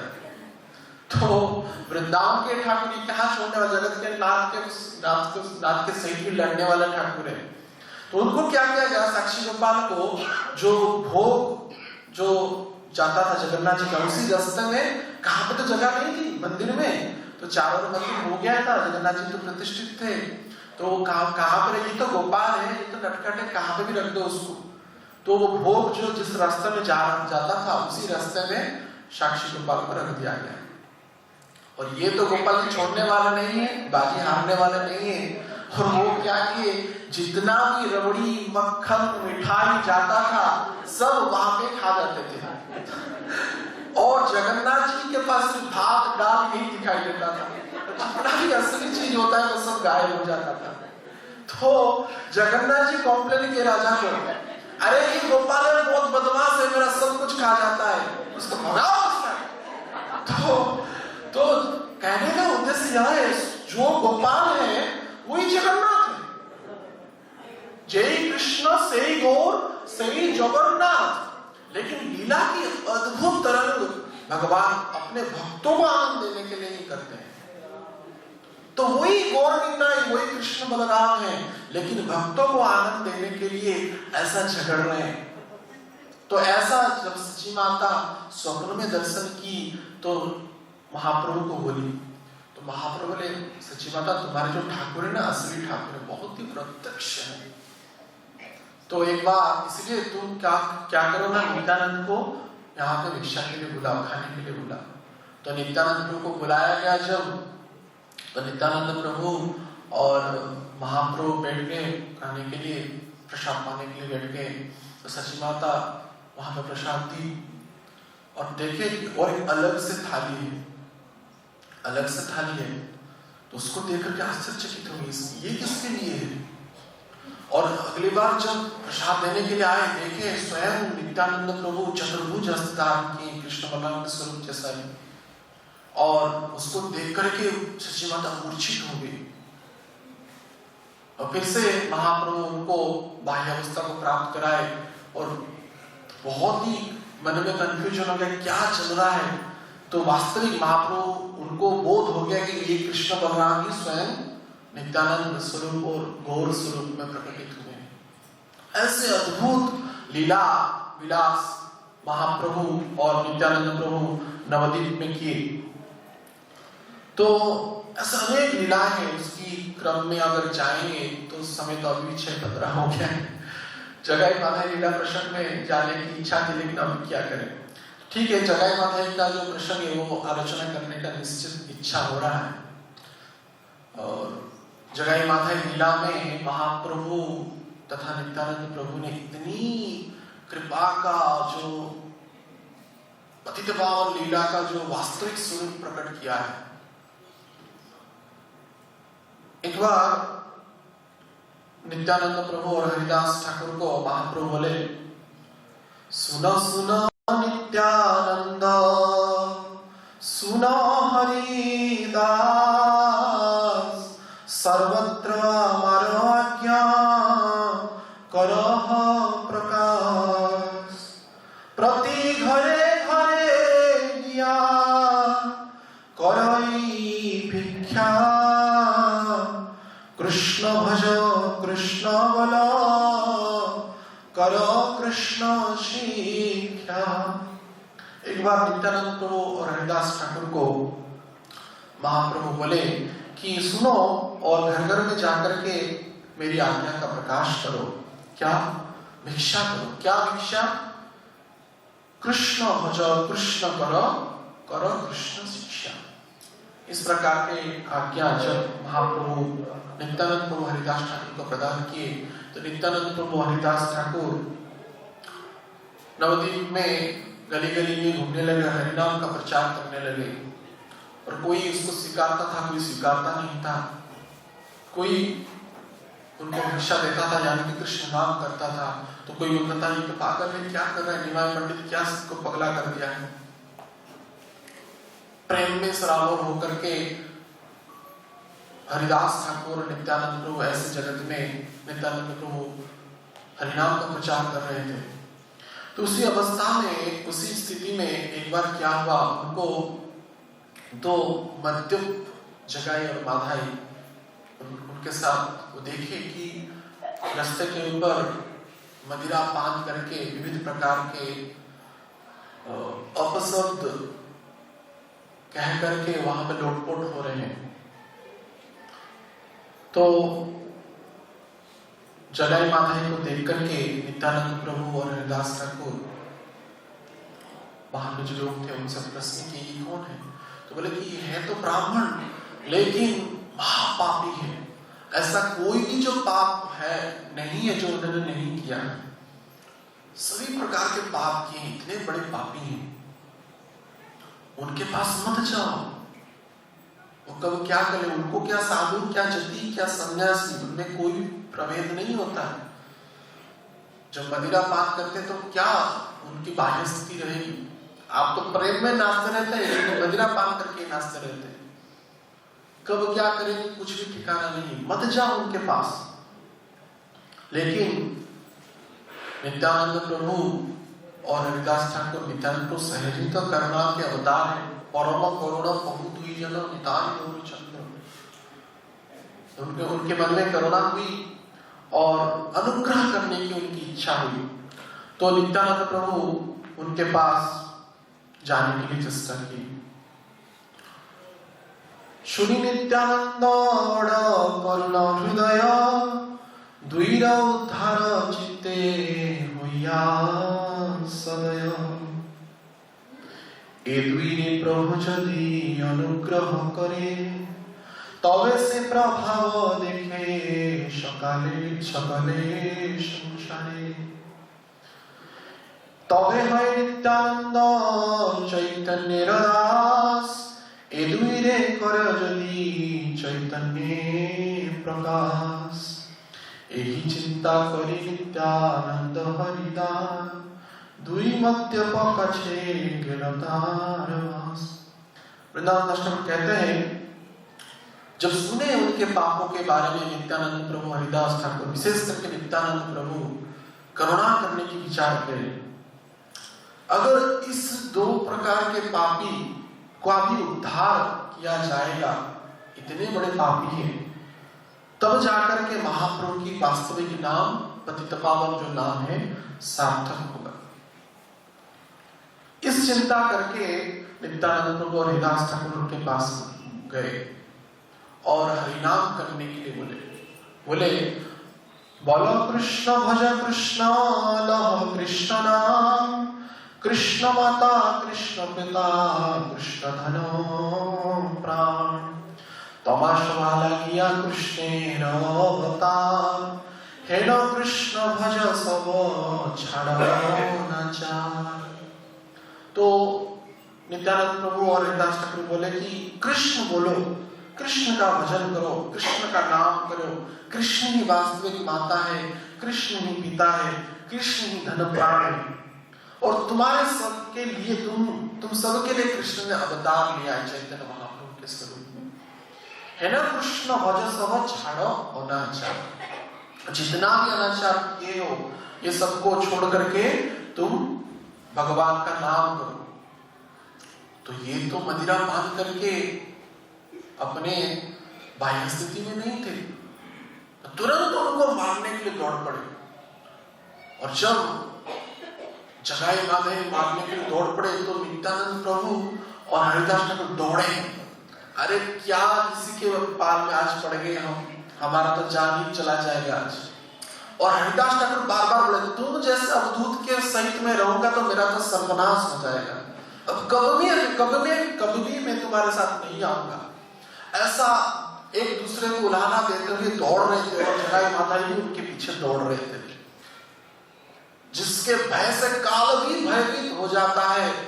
वो नित्यानंद प्रभु स्वयं बलराम के अवतार जगाई माता के भय में नवदीप में द्वार द्वार में विचरण कर रहे और दौड़ रहे हैं। यह नित्यानंद प्रभु की अद्भुत कारुण्य है और कुछ भी नहीं। तो ऐसे दौड़ते दौड़ते नित्यानंद प्रभु और हरिदास ठाकुर महाप्रभु के गृह में प्रवेश करके, और इधर ये मत वाले जगाई माधव को कुछ ज्ञान नहीं हुआ कि कहाँ चले गए, तो वैसे ही ढूंढते रहे लेकिन पाए नहीं। तो प्रभु भगवान चैतन्य महाप्रभु को जब बोला गया कि ऐसा, भक्त लोग बोले कि क्या पाप में पड़ गए कि ऐसा नित्यानंद प्रभु को और हरिदास ठाकुर को मारने के लिए दौड़ रहे जगाई माधव, तो महाप्रभु थोड़ा क्रोध को प्रकट किए। प्रभु बोले जाना जानो से दुई बेटा खंड खंड करियो आईने मोरोए था। महाप्रभु बोले अच्छा तुमको परेशान कर रहे, अगर यहाँ पे आए खंड खंड करियो आईने मोरोए था, मैं उनको मार दूंगा, नाश कर दूंगा, सर्वनाश कर दूंगा। लेकिन महाप्रभु को नित्यानंद प्रभु प्रार्थना की, मारने की क्रिया लेकर के आपका यह अवतार नहीं हुआ है। करभाजन मुनि एकादश स्कंद में वर्णना करते हैं महाप्रभु के विषय में, कृष्ण वर्णम तिषा कृष्णम संग पंगस्त पार्षदम यज्ञे संकीर्तन प्रायेयन्ति सुमेधसा। अग्रेष्ण वर्ण गौर महाप्रभु अपने सांग पांगों के सहित इस धराधाम पर कलिकाल में अवतीर्ण होंगे। संग पांगस्त पार्षदम, और क्या वस्त्र धारण करेंगे, यज्ञ संकीर्तन प्राये, संकीर्तन रूपक यज्ञ करेंगे। सुदर्शन चक्र धारण करेंगे, असुर का संहार नहीं करेंगे, संकीर्तन रूपक यज्ञ में सबको डुबा देंगे। तो यह संकीर्तन रूपक यज्ञ करने के लिए आपका अवतार हुआ है, मारने काटने की लीला नहीं करना है। नित्यानंद प्रभु बोले एदु उद्धार यदि दिया भक्ति दान, तबे जानी पातकी पतित पावन है। इन दोनों का अगर आप उद्धार करेंगे तब मैं जानूंगा कि आपका नाम पतित पावन है। ऐसा ही बोलने से नहीं होगा कि पतित पावन, इन जैसे पापियों का उद्धार करके देखो और पतित पावन नाम को सार्थक करो। आमारे तारिया चत तुम्हारे महिमा, ए दुहारा उद्धारते नहीं तार सीमा। हमको उद्धार करने में क्या बड़ी बात है, वो तो स्वयं बलराम ही, उनका क्या उद्धार होगा। कथा के प्रसंग में, लीला के प्रसंग में ऐसा वर्णना कर रहे हैं। लेकिन इन दोनों का अगर उद्धार करोगे, जानूंगा कि तुम्हारी महिमा बहुत बड़ी है। तो हासी विश्वम्बर, हासी बोले विश्वम्बर होइल उद्धार, जेई क्षणे सन जेई क्षणे दर्शन पाइल तुम जैसे स्वयं नित्यानंद प्रभु का जिन्होंने दर्शन पा गया उनका तो उद्धार ही हो गया, उसमें कोई भी संदेह नहीं है, उनका उद्धार हो ही गया। ये सब सुनी इस प्रकार के सुन करके पैर में जाएंगे तो लंबा हो जाएगा। तो इस प्रकार के सुनकर के नित्यानंद प्रभु और हरिदास ठाकुर आश्वस्त हो गए, विशेष करके नित्यानंद प्रभु की इन लोगों का उद्धार हो गया। तो लेकिन वृंदावन ठाकुर वर्णना करते हैं कि इन जगाई माधाई का तो सब पाप क्रियाओं में लिप्त थे, लेकिन एक महान जो सबसे बड़ा भक्ति का बाधक उनमें नहीं था। वो क्या था? वैष्णव अपराध। वो कभी कोई वैष्णव की निंदा नहीं की। ऐसा शास्त्र में प्रमाण मिलता है, विष्णु की श्रद्धा करने वाला और विष्णु के भक्त को श्रद्धा करने वाला कोटि पातकी होता है, लेकिन ये समस्त पाप क्रिया करने के बाद भी कभी भी वैष्णव की निंदा नहीं की। वैसे उनको तो कोई बाह्य सुबुद्ध नहीं थी, मदिरा पान करते रहते थे, अपक्रिया करते रहते, पाप कर्म में लिप्त रहते, उनका क्या सुबुद्ध है? कौन वैष्णव है, कौन मनुष्य है, कौन क्या है? और ऐसा भी स्वभाव उनको देखा जा गया है, जब महाप्रभु श्रीवास ठाकुर के आंगन में कीर्तन करते थे तो उन सब कीर्तनों को श्रवण करके वो, जैसे कि हम देखते हैं आजकल जो शादी विवाह में जब आया 4 दिन पहले, तो गौशाला में था संकीर्तन बिल्डिंग में, रात के 10 बजे डिस्को कीर्तन सुनने को मिला। कीर्तन तो नहीं, क्या बोलते हैं, मैं कीर्तन बोल देता हूँ, डिस्को गाना सुनने को मिला। तो मैं प्रभु जी से पूछा, प्रभु जी वृंदावन में ऐसा होता है? अभी शादी विवाह में तो प्रभु जी बोले कि अरे सिर्फ डिस्को गाना नहीं, पूरा लोटपोट होकर के चलाते हैं और घंटों भर नाचते रहते हैं। तो बाह्य जो लोग होते हैं उनको क्या सुबुद्ध रहती है, मदिरा जब पान कर लेते वही उनका आनंद है। जावत जीवे सुखम जीवे, यही तो आनंद है। सुख करते रहो, ऋण करते रहो, घी खाते रहो, लेकिन अभी ये विधि नहीं, ऋण करते जाओ, मदिरा पीते रहो, यही विधि चल रहा है, यही नियम चल रहा है। तो वैसे भी जगाई माधाई जो थे उनको कोई बाह्य सुबुद्ध नहीं थी, लेकिन जब कुछ गाना बजता था, जैसे इंद्रद्युम्न स्वामी महाराज, जब मैं देखा वीडियो में, जब वो सी बीच के साइड में जो कीर्तन वगैरह बड़ा बड़ा प्रोग्राम पंडाल करते हैं, तो वहां पे नंगे होकर के सब लोग नाचते रहे। वो कीर्तन जब बजता है वो मध्यम भी नाचने लगता है। मैं सोच रहा था, जब जगाई माधाई इस वृंदावन ठाकुर वर्णना करते हैं, जब महाप्रभु कीर्तन करते थे, यद्यपि मदिरा पान किए होते थे, लेकिन जब चांद मृदंग करताल बजता था, ये लोग भी नाचते रहते थे। हरिनाम में इतना आनंद है, मदिरा पान करने वाला व्यक्ति को भी नचा लेता है। तो ऐसा वो करते थे। इसी में भी उनका बहुत सारे अपराध का हनन हो गया था। तो जब जगाई माधाई का उद्धार करने के बेड़ा उठाए नित्यानंद प्रभु, पतित पावन नाम को सार्थक करने की बेड़ा उठाए नित्यानंद प्रभु, तो उन्होंने विचार भी किया कि निश्चित रूप से उनका उद्धार होगा। तो इस प्रकार से नित्यानंद प्रभु एक बार विचरण कर रहे थे नवद्वीप की गलियों में हरिनाम लेते हुए, एक बार जगाई माधाई उनको पकड़ ली। इस बेटा को तो आज छोड़ेंगे नहीं, उस दिन हमको ठग के चला गया था, आज उसको छोड़ेंगे नहीं। तो जगाई माधाई पकड़ ले नित्यानंद प्रभु को, और जब जाने की अवधूत है, अवधूत नाम सुनी माधाई गुपिया, मारिल प्रभुर सिरे मुटुकी तुलिया। जब सुना कि अवधूत वही है, तुरंत ही माधाई क्रोधित होकर के मिट्टी का जो भांड था नित्यानंद प्रभु को मार दिया, खून बहाया नित्यानंद प्रभु के मस्तक से। और भक्त लोग जब बोले महाप्रभु को ऐसे ऐसे हुआ है, महाप्रभु बहुत क्रोधित हो गए। अहम भक्त अपराधिन यस्यतंत्र येवति साधुवी हृदयस्थ भक्ति भक्त जन प्रिय। भक्त के पराधीन हूं, मेरी भक्त की अपमान ना हो जाए, उसकी पीड़ा हो, उसको कोई मारे तो कैसे भगवान महाप्रभु सहन कर सकते हैं। अपनी लीला के प्रसंग में, अवतार प्रसंग में सब भूल करके चक्र बोला दिए। महाप्रभु बोले कि भक्त देखे प्रभु वहा नहीं माने, चक्र चक्र चक्र प्रभु डाके घने घने। चक्र चक्र चक्र बुलाए महाप्रभु, और चक्र जब आ गया उसको देख करके सभी भयभीत हो गए। जगाई तुरंत ही जाकर के शरणापन्न हो गया। वैसे तो जगाई जब मैं भूल गया, जब माधाई जो मारा था मदिरा का बाण, जगाई ने रोका था माधाई मत मारो। तो ये बात जब महाप्रभु ऐसे कर रहे थे, चक्र चक्र चक्र पुकारे और जगाई माधाई को मारने के लिए प्रस्तुत ही हो गए थे। नित्यानंद बाद में बोले कि जगाई ने मुझे बचाने की चेष्टा किया, गलत से उसका लग गया, उसके लिए आप चक्र से मारिए मत। तो महाप्रभु अत्यंत हर्षित हो गए। वृंदावन अष्टक में वर्णना करते हैं महाप्रभु उस भाव प्रेम से जगाई को आलिंगन कर लिया और चतुर्भुज स्वरूप प्रकट हो गया। वो आगे चल करके नित्यानंद प्रभु जब जगाई को महाप्रभु आलिंगन किए तो माधाई कृपा से क्यों वंचित है। तो माधाई ने ऐसे जब बोला तो महाप्रभु बोले कि तुम्हारा नित्यानंद प्रभु के चरणों में अपराध हुआ है, तो इसलिए नित्यानंद के चरणों में प्रार्थना करो।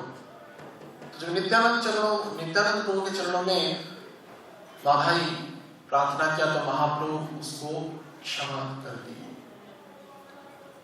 बहुत 3-4 अध्यायों में उसके वर्णना वृंदावन से हम करते हैं चैतन्य भागवतम।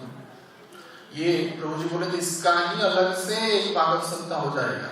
जगाई माधाई प्रश्न इतनी एक पैर को व्याख्या किया जाएगा, इतना प्रेम मिलता है पतित पावन लीला के बारे में, नित्यानंद प्रभु के लीला के बारे में। तो नित्यानंद प्रभु ऐसे करुणा करके जगाई माधाई का उद्धार किए। महाप्रभु सबका उनका पाप ले गए।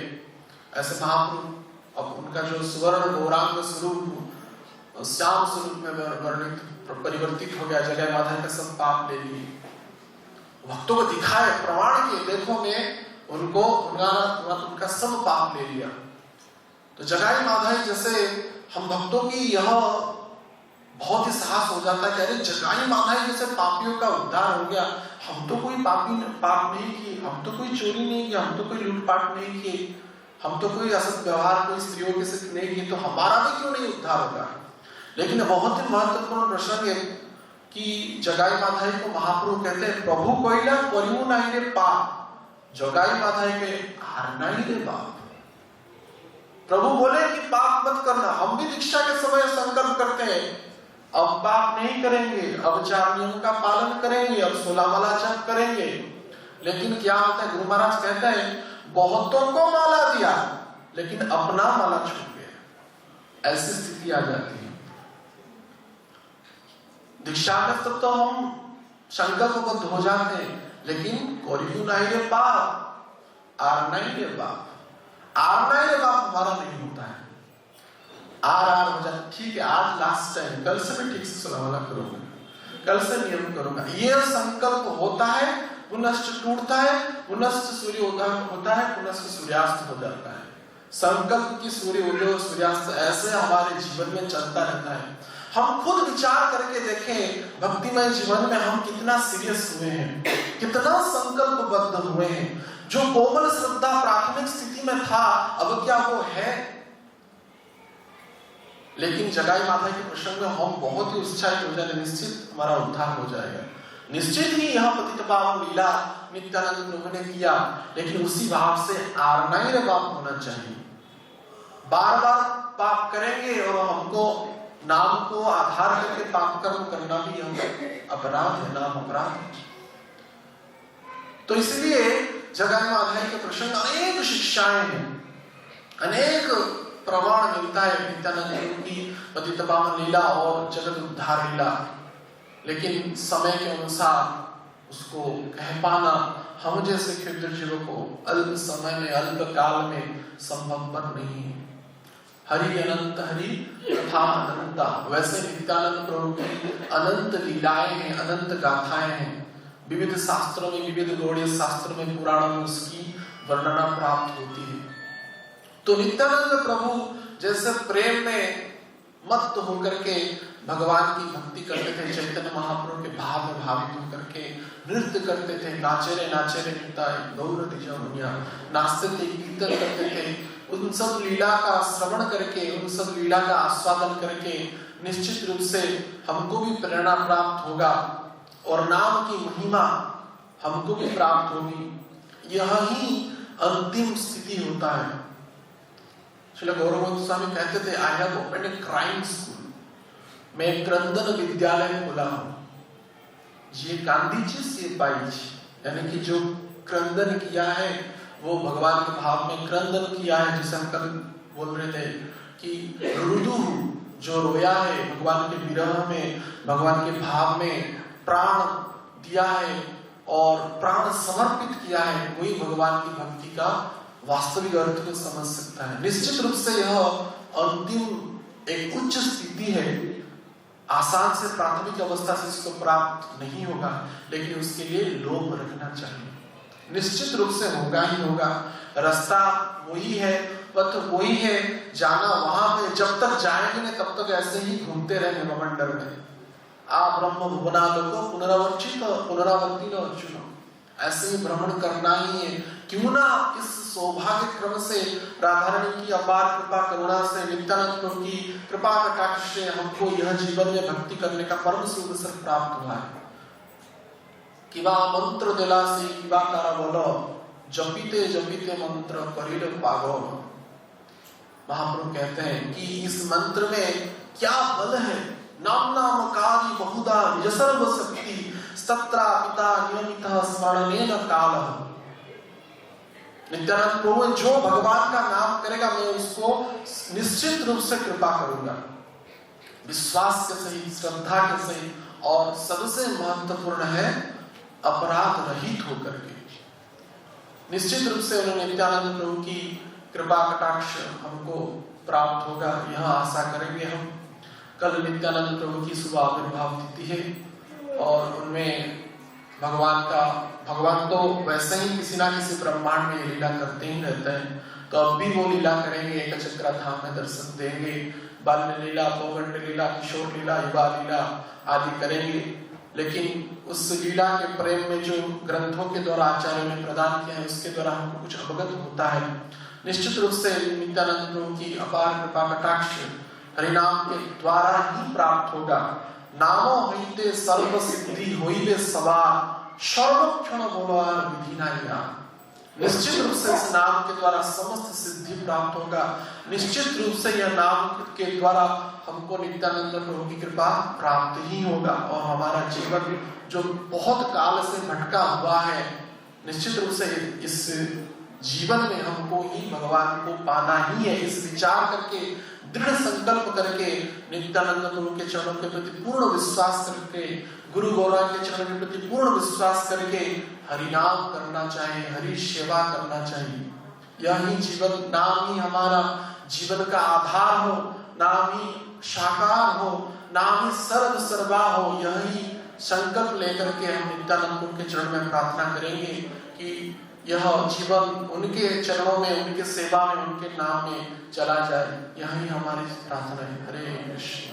परम करुणा अवतार श्री नित्यानंद प्रभु की, नित्यानंद राम की, एक चक्रा धाम की, प्रेम पुरुषोत्तम चैतन्य महाप्रभु की, परम पुरुष भगवान श्री कृष्ण की, परम दयालु श्रीमती राधा रानी की, वृंदावन धाम की, वृंदावन धाम में रहने वाले समस्त भक्त वृंद की